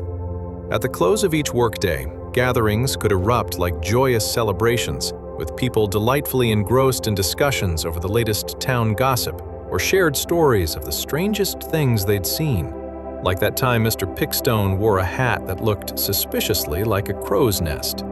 And let's not forget the physical manifestation of joy, pubs. Your copper coins could transform into frothy tankards of ale, bubbles rising like tiny dreams escaping from a bottle. Some might even indulge in a game of chance, where tossing a few coins could lead to joyous win or devastating loss. You could practically hear the coins clinking in unison as they spread cheer and calamity alike, an orchestra playing the sweet notes of life. As the night wore on, you, entranced by tales and laughter, would find yourself wrapped in the warmth of camaraderie. And those coins? They were no longer just metal discs.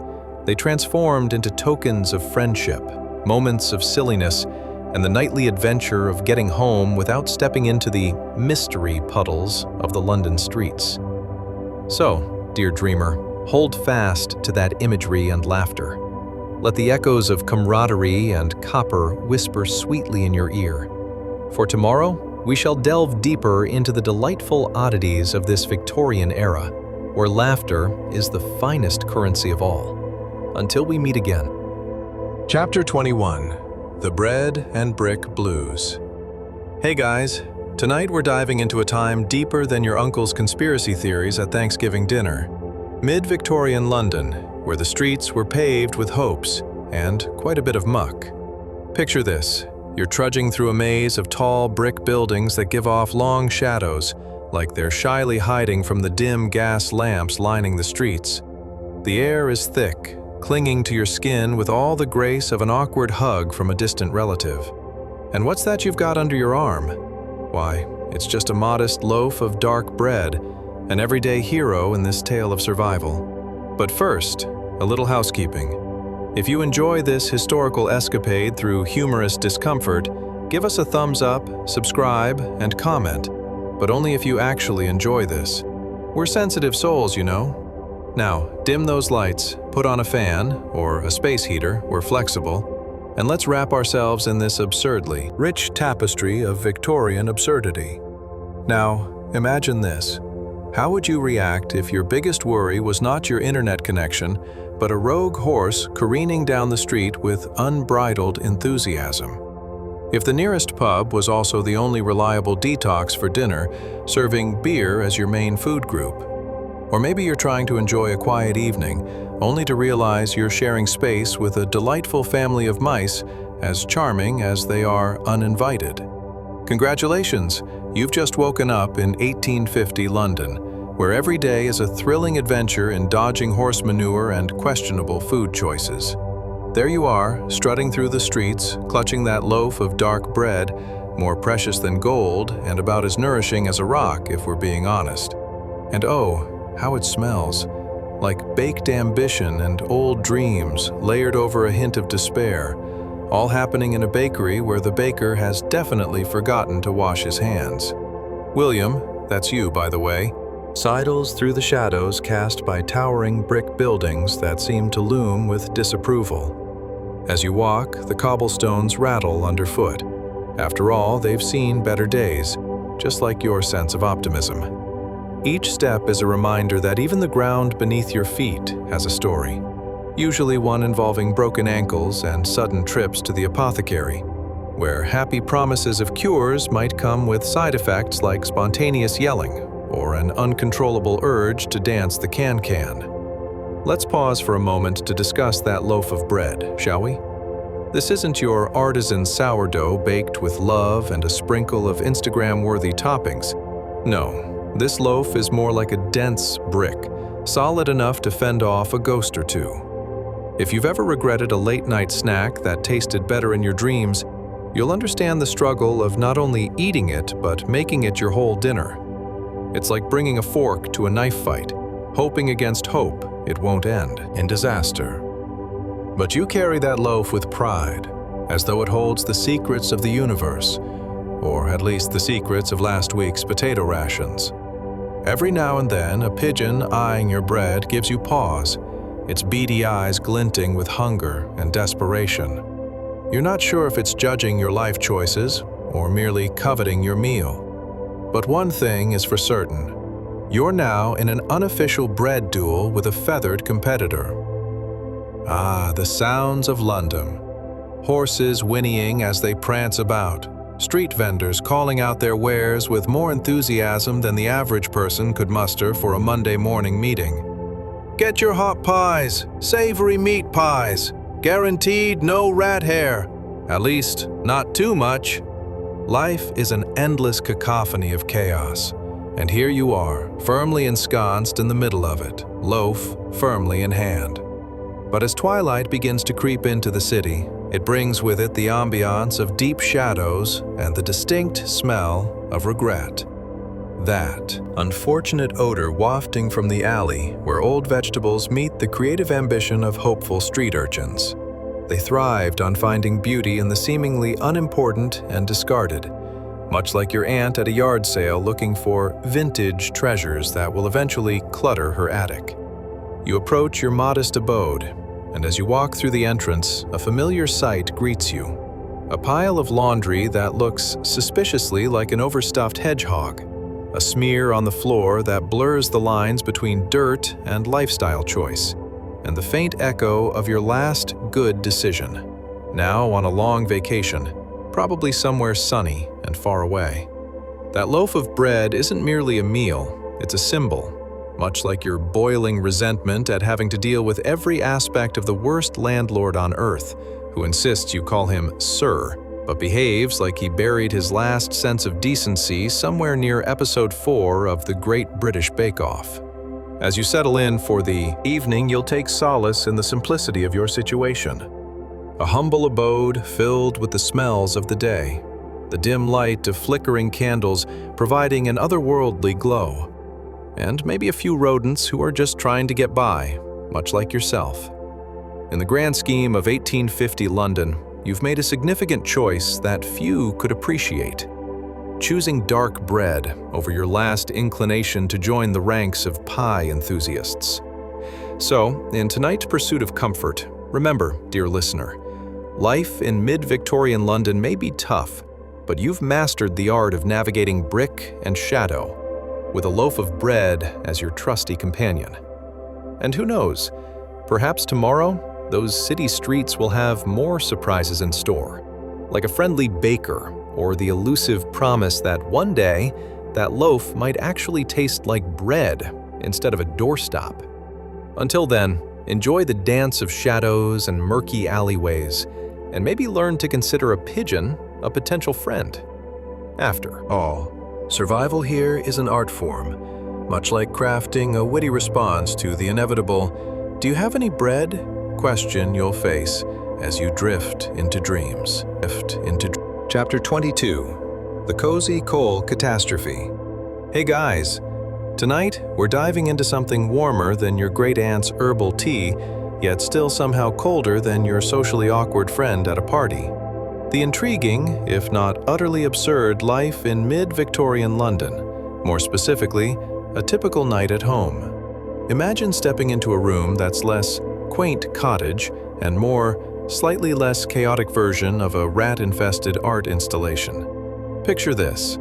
You're nestled in a tightly packed tenement, one of many bricks in the towering labyrinth, the kind of place that whispers secrets of survival while simultaneously holding its breath due to the pungent fragrance of dampness and desperation.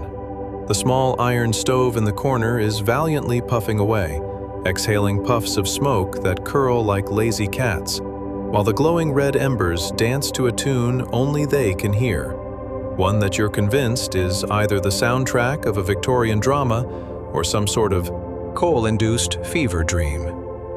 Now, let's play a little game, shall we?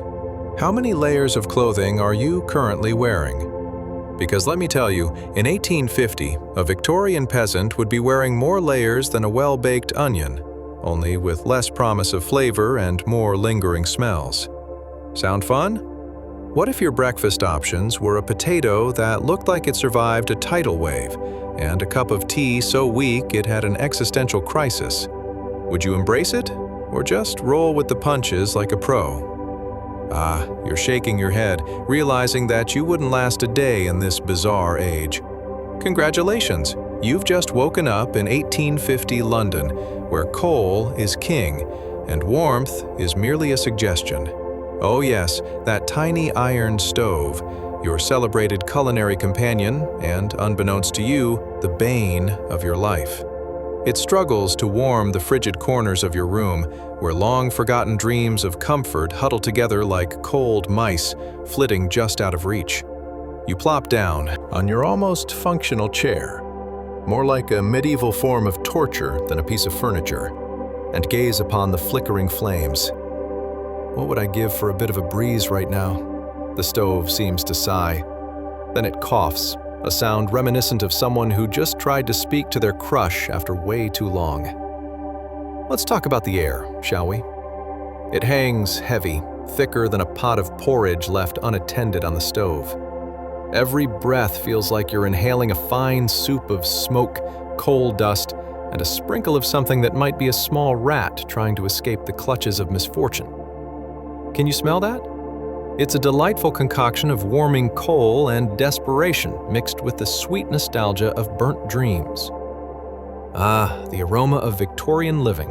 Nothing says, "Come, settle in," like a whiff of soot mixed with the hint of threat from the bit of coal going rogue in the stove. By now, the cold is inching its way into your bones, each shard a reminder that Heating is overrated and likely reserved for the elite. Besides, what's better than practicing breath control with your lungs clenching? A warm coat would help, but remember, your sole luxury is this beloved and often underperforming stove, which is really just a metal box that makes big promises, but fulfills them about as well as an untrained dog fulfilling its pooping responsibilities during a walk. And oh, how this little marvel graces the humble abode with its presence. One moment it's a glowing beacon of hope, the next, a hissing, sputtering monster throwing soot like confetti at the world's least enthusiastic party. Even the fireplace, if you're fortunate enough to have one, is as sluggish as your aunt after too many pastries at Sunday dinner. It sits there, looking all regal, yet merely adds to the collection of things that don't quite help with the cold. Meanwhile, your room is a patchwork of shadows and whispers, where every creak of the floorboards sounds like a ghost telling you to get your act together. You glance across the floor. Dirt, you say? Or a fascinating mix of memories, the occasional crud, and a promise of more pest-riddled company? Yes, welcome to your life. Cozy coal catastrophe with a side of nostalgia for a time when cleanliness might have had a fighting chance. As you shuffle around your room, avoiding that one suspicious puddle of bygone tears, because, honestly, have you ever had the chance to cry when there's so little to celebrate? You can't help but notice your neighbors indulging in equally absurd activities.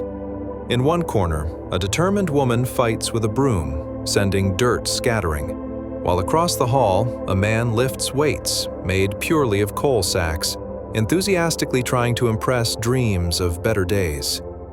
In these dimly lit hours, the warmth of those dwindling coals stirs camaraderie among your neighbors. You can almost hear their laughter bubbling up into the oppressive air. Perhaps it's that shared sense of suffering, or maybe the thrill of finding humor in the everyday despair. After all, surviving the air quality is a modern-day reality for many.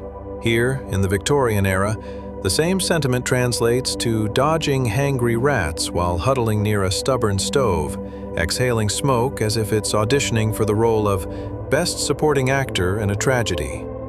As you settle in to face the night, reduce your worries to those familiar ember flickers. Just know that tomorrow, if your stove deems it worthy, it might actually offer warmth instead of just judgment.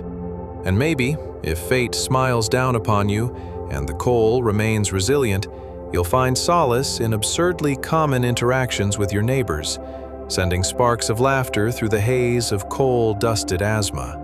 So here's wishing you cozy dreams, mostly free of rodent interlopers and the lingering regrets of your life choices. Ah, the sweet dust of history, where every moment unfolds like a captivating patchwork quilt of comical survival. Rest easy, dear listener, knowing tomorrow is just another opportunity for absurdity, wrapped in the comforting embrace of a thin blanket and just enough coal to keep you wondering, how in the world do they do this every day? Chapter 23. A Feast for the Feathered Fowl. Hey guys, Tonight, we are about to embark on a journey that's more decadent than a Christmas pudding in July, and yet, somehow, more wretched than the city's sewer stench. A typical evening in a Victorian family home, circa 1850. Imagine, if you will, stepping across the threshold of wealthier living, where lavish banquets contrast sharply with the faintest echoes of coal-encrusted survival. Picture this. You've just emerged from a grimy tenement like a caterpillar metamorphosing into a bewildered butterfly, only to find yourself peering through a large glass window. A rare sight, I assure you. Inside, a wealthy family is gathered around a grand table, and really, they do look awfully festive. It's as if King Midas himself had a miscommunication with a local butcher, resulting in an overabundance of roasted bird, oak, and far too much wine. Take a moment to absorb this scene. The centerpiece, a roasted bird that seems to be the reincarnation of a plump, floofy turkey, lovingly arranged on a platter so shiny it could double as a mirror for the family's questionable hairstyles. Seriously, if you squint hard enough, you could be convinced that bird is glaring back at you, asking, "Why am I here? What did I do to deserve this?" Ah, the aroma wafts up, rich and tantalizing, like a siren's call, luring you in from your coal-stained reality. What do you think is going through your mind, dear listener? Are you thinking about the staggering uphill battle to make a proper meal out of a measly potato? Or perhaps you're pondering how good old-fashioned British cuisine offers promises of flavor resembling a cardboard box at a charity event. You see, this family, a veritable parade of plumpness glistening in candlelight, is obliviously tearing into their feast while munching happily, utterly oblivious to the saltier realities just outside. Subtle joy radiates from them, those nobles, as if their unblemished riches somehow immunize them from the grit of daily existence. Let's imagine you're at the head of this splendid table, watching intently as the children, blessed with more energy than a Victorian railway engine, dive into a sprinting game around the room. A commotion unfolds as wine glasses sway precariously, just like your emotions whenever you try to handle a half-empty bottle at a dinner party. Who hasn't been there? Ah, the old keep the glass upright struggle. What innovations a Victorian child could make with those clumsy arms. And now, let's dare to enter the realm of polite conversation, a dance more treacherous than walking on cobblestones during a rainstorm. Do you suppose Lord Morton will win the election? One family member might casually inquire, adjusting their ruffled collar as if it might suddenly explode. Another counters with a critique of Miss Penelope's fashion, as if determining the fate of civilization rests on whether it's appropriate to wear a garish hat to afternoon tea. Did you notice how, in a room full of opulence, the most engaging topic remains absolutely banal? Not to be forgotten, let's address the garnish. A sprig of parsley awkwardly lying alongside the bird like a guest who overstayed their welcome. Look, dear, they've attempted to bring health into the dinner through greenery. You might chuckle quietly to yourself. Nature, bless her heart, didn't stand a chance on this evening. The bird, glimmering in its golden glaze, surely made dreams of robust kale shudder in fear. And oh, the clinking of fine china. It captures the musical essence of frivolity, light-hearted yet echoing with a dreadfully familiar ring of pretentiousness. Every clink is reminiscent of brittle bones rattling in laughter, or perhaps just your poor neighbor trying to smack one of those evasive rats with an elegant teacup. You have to give them credit. Balancing culinary delights with pest control is no small feat. As they dig into their feast, the family's laughter dances above the smoke of a crackling fireplace, where a fire blazes like an overzealous sparkler. Bizarre, but beautiful. You might even hear the sporadic crinkle of a napkin and the laughter of children who are undoubtedly fighting over the real prize. A sticky, gooey fig pudding anticipated with the reverence of a holy grail. How quaint and absurdly luxurious. Fig pudding. What rebellious essence. But remember, if eating is an action of love, Who thought inviting figs to the mix would enhance the recipe for disaster? Now, dear listener, take a moment to consider. Would you really want to be part of this scene? What happens if one of the guests accidentally confesses their deepest secrets, only to find your head buried in a fig pudding dilemma? What if this family's supply of wine had mysteriously turned into a fine, earthy vinegar? The horror. As the spectral whispers of children reach a crescendo, accompanied by a grand toast of goodwill, the air thickens, filled with more festive cheer than a public holiday. And yet, beyond the glass, all is not as it seems. The children resume their antics, ducks quacking near the pond, completely oblivious to the layers of grime coating the window through which you gawk. In this moment, however fleeting, your ears quiver in delight, as if they've just heard that warm sprinkle of laughter transitioning into the stillness of your meditative sanctuary. So, take a deep breath, drift into the essence of that Victorian laughter from the other side of the glass, feeling the warmly kindled contrast to the cold irony of life just outside. Tonight, may your dreams drench in the joys and absurdities of a Victorian feast, reminding you that while the rich might dine clumsily on roast fowl, the real feast lies in the humor of survival, even if it's only over a respectable potato and a dash of fig pudding. Sweet dreams, dear listener. The banquet's warmth is yours to embrace, all wrapped up in the quirks of a history that feels hilariously close and just beyond the pale. Chapter 24. Huddled Heroes of Victorian Winter. Hey guys, tonight we're diving into a scene more cramped than a London subway at rush hour and chillier than your aunt's side-eye at a family holiday dinner. That's right, we're about to experience a Victorian winter night in 1850 London, where the idea of keeping warm revolves around more than just putting on a sweater like we do today. So, let's huddle up, shall we? But only if you actually enjoy that kind of warmth. You know, like snuggling with a cat who hates you occasionally. Imagine, if you will, a small bedroom shared by a mother, a son named William, and his sister, Clara. They're all bundled together on a single bed, trying to combine their body heat like a trio of human heaters attempting to solve the Rubik's Cube of thermal comfort. It's basically a Victorian version of a human origami project gone awry. Now, let's think for a moment. How does one prepare for a night like this? Do you grab the latest Victorian fashion? Or do you settle for whatever woolen rags resemble a longing for warmth? Spoiler alert. Survival is the only fashion trend of the era. If you ever thought about rolling out of bed in just a cozy pajama set, imagine doing the same while wrapped in a quilt that's half flannel and half mystery. What's that smell? Oh, just your last 3 meals fighting for dominance.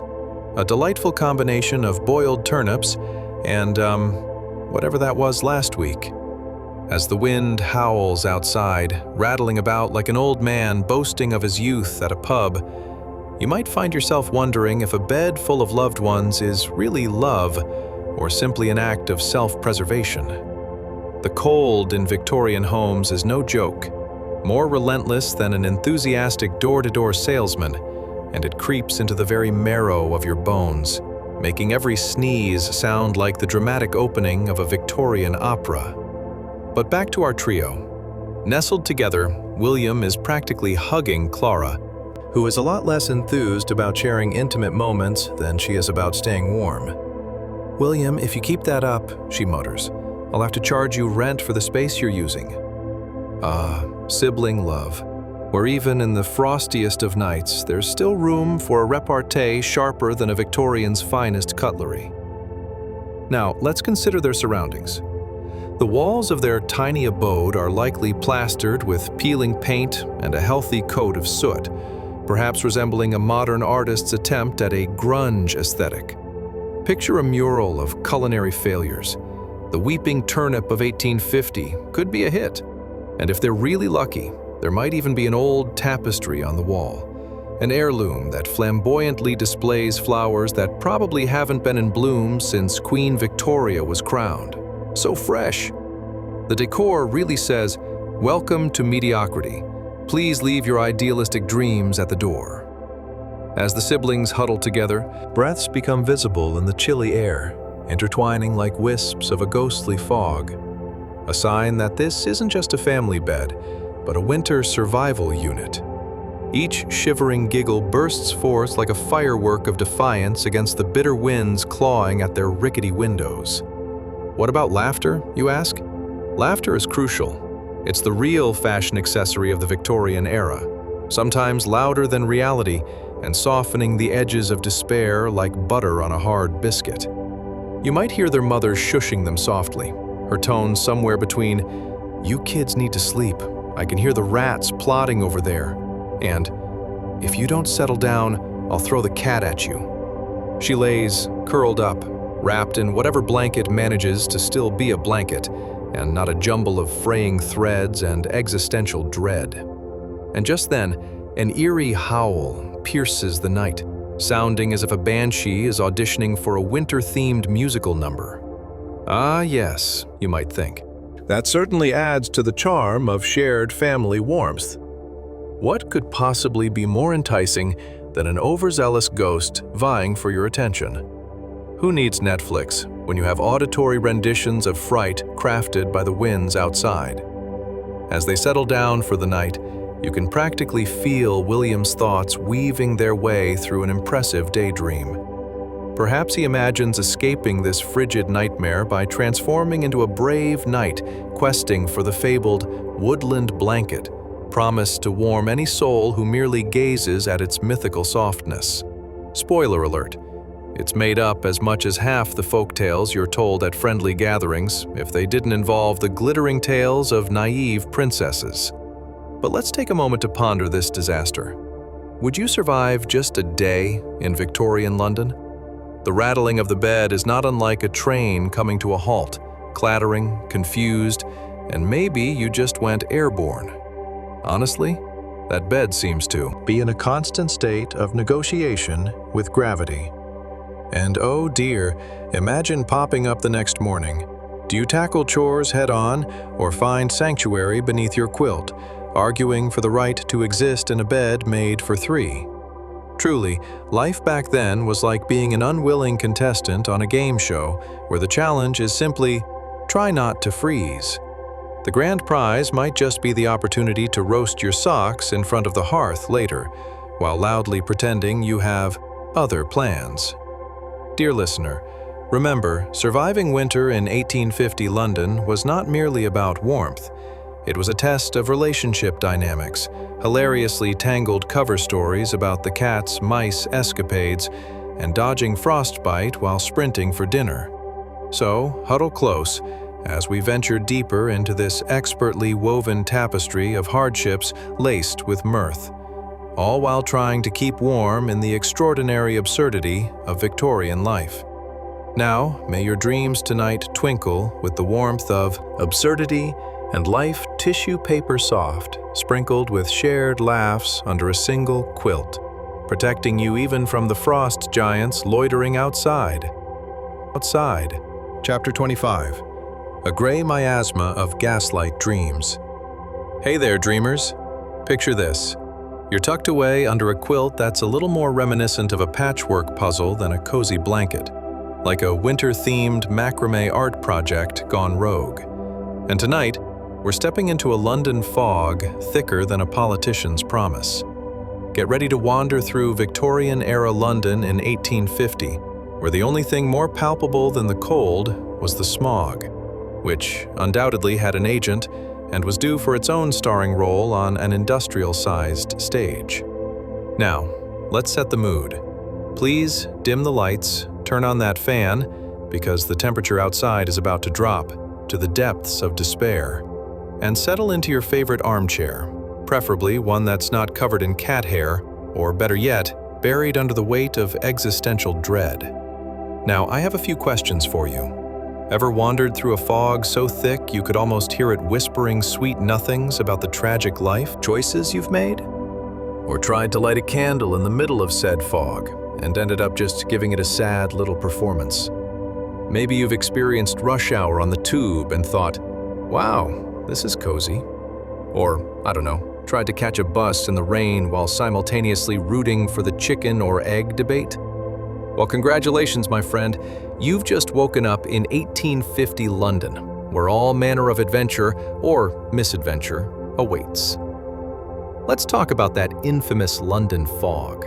It's rolling over the rooftops like a ghost with a vendetta against fresh air, wrapping every flickering gas lamp in a grisly hug of winter gloom. You step outside and find it's not even a proper fog, but more like a heavy blanket of indifference that settles over the city, making even the bravest pigeon reconsider their life choices.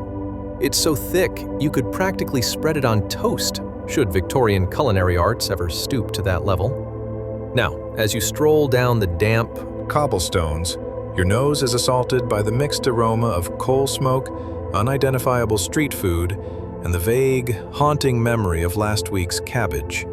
Each breath feels like a fragile agreement you're making with the universe. I promise not to cough loudly if you promise to let me find my way home. Ah, the sights and sounds. The dreamy glow of gas lamps bathing the streets in a sickly yellow hue, reminiscent of cheese left out too long at a picnic, and the distant clatter of horse-drawn carts rumbling by. Imagine a symphony composed entirely of horse hooves and the occasional disgruntled shout from a street vendor lamenting their fate. It's a blend of city life that feels like a bad theatrical performance, chaotic and yet somehow fascinating. Now, let's look at the people. You can see everyone wrapped in layers of wool and linen, all sprinting about like nervous squirrels trying to navigate an acorn convention. Furs are illegal for the common folk, but that doesn't stop everyone from wearing any furry animal scraps they can find, including, yes, a possible raccoon tail here or there. Chic or shocking, you might ask? The answer is, quite simply, both. And speaking of people, have you ever seen a Victorian pedestrian slip and slide through what can only be described as a frosty mélange of mud? It's less of a graceful glide and more of an embarrassing dance number performed on an ice rink that mysteriously appeared in a back alley. One moment, you're just trying to get your newspaper, and the next, you're a multifaceted tragedy in motion, limbs flailing as you become the confused center of attention. It's a performance worthy of the West End. Oh, and let's not forget about the noises. The cries of street hawkers trying to sell everything from fish pies to questionable remedies for the vapors fill the spaces between bursts of laughter and chattering teeth. Madam, I assure you, these will cure any ill, from cough to make-believe sadness. They might as well be offering you mind-reading services alongside, because who wants to explain the state of their romantic life when you can simply buy some soda water and call it a night? Now, all of this glorious chaos creates a vibrant backdrop against which our dear friend William and his sister Clara maneuver. Out of that thick atmosphere, you can practically see them emerge, a pair of siblings dodging the drudgery of everyday life, bantering about anything and everything. Clara, do you think the fog has feelings? William asks, peering into the thick gray. It's just jealous we're having all this fun, I'm sure of it. And as you stroll along, you might encounter the scene of a poorly executed public debate about whether or not gas lamps, now installed in every corner of London, were indeed the height of Victorian technology, or just the city's latest energy crisis waiting to happen. My dear listeners, as we drift through this evening's haze, remember, life in 1850 London wasn't merely existing. It was wading through a thick soup of absurdity, where each step forward could mean anxiety, hilarity, and surprise. So, snuggle deeper under those covers, feel the warmth rising, and let your mind wander through the whimsical fog of past and present absurdities, where every corner turned could unveil a new misadventure, and the real journeys are often just between the gas lamps and the bewildered citizens of London town. And tomorrow, we'll dive back into the bustling and bewildering world of Victorian London, where every snort of laughter can knock the frost off your bones.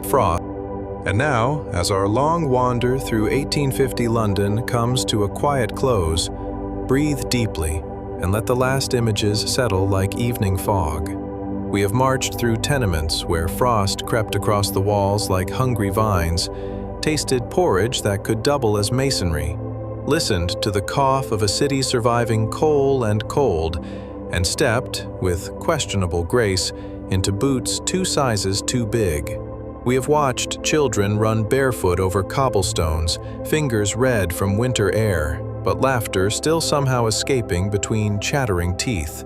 We saw mothers sewing by candle stubs, stitching hope into the seams, and men sweeping streets that never truly stayed clean.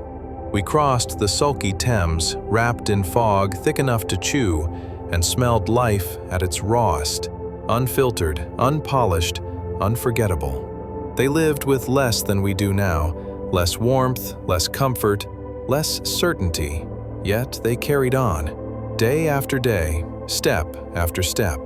The human spirit, even in the darkest corners of history, has an odd way of lighting itself from within. They found joy where they could, laughed when laughing made no sense, loved even when life felt unbearably hard. As you lie in your soft bed tonight, warm, safe, clean, fed, let gratitude rest beside you like a gentle companion. Let this old world remind you how far we have come, how blessed your breathing, your blankets, your lights, your tomorrow truly are. Close your eyes, deeper, slower, like London fog fading into dawn. Release the noise of the world beyond your room. Let every worry melt, every muscle loosen, every thought drift like lanterns on a quiet river. You are safe, you are warm, you are here, and sleep is waiting to hold you. Good night.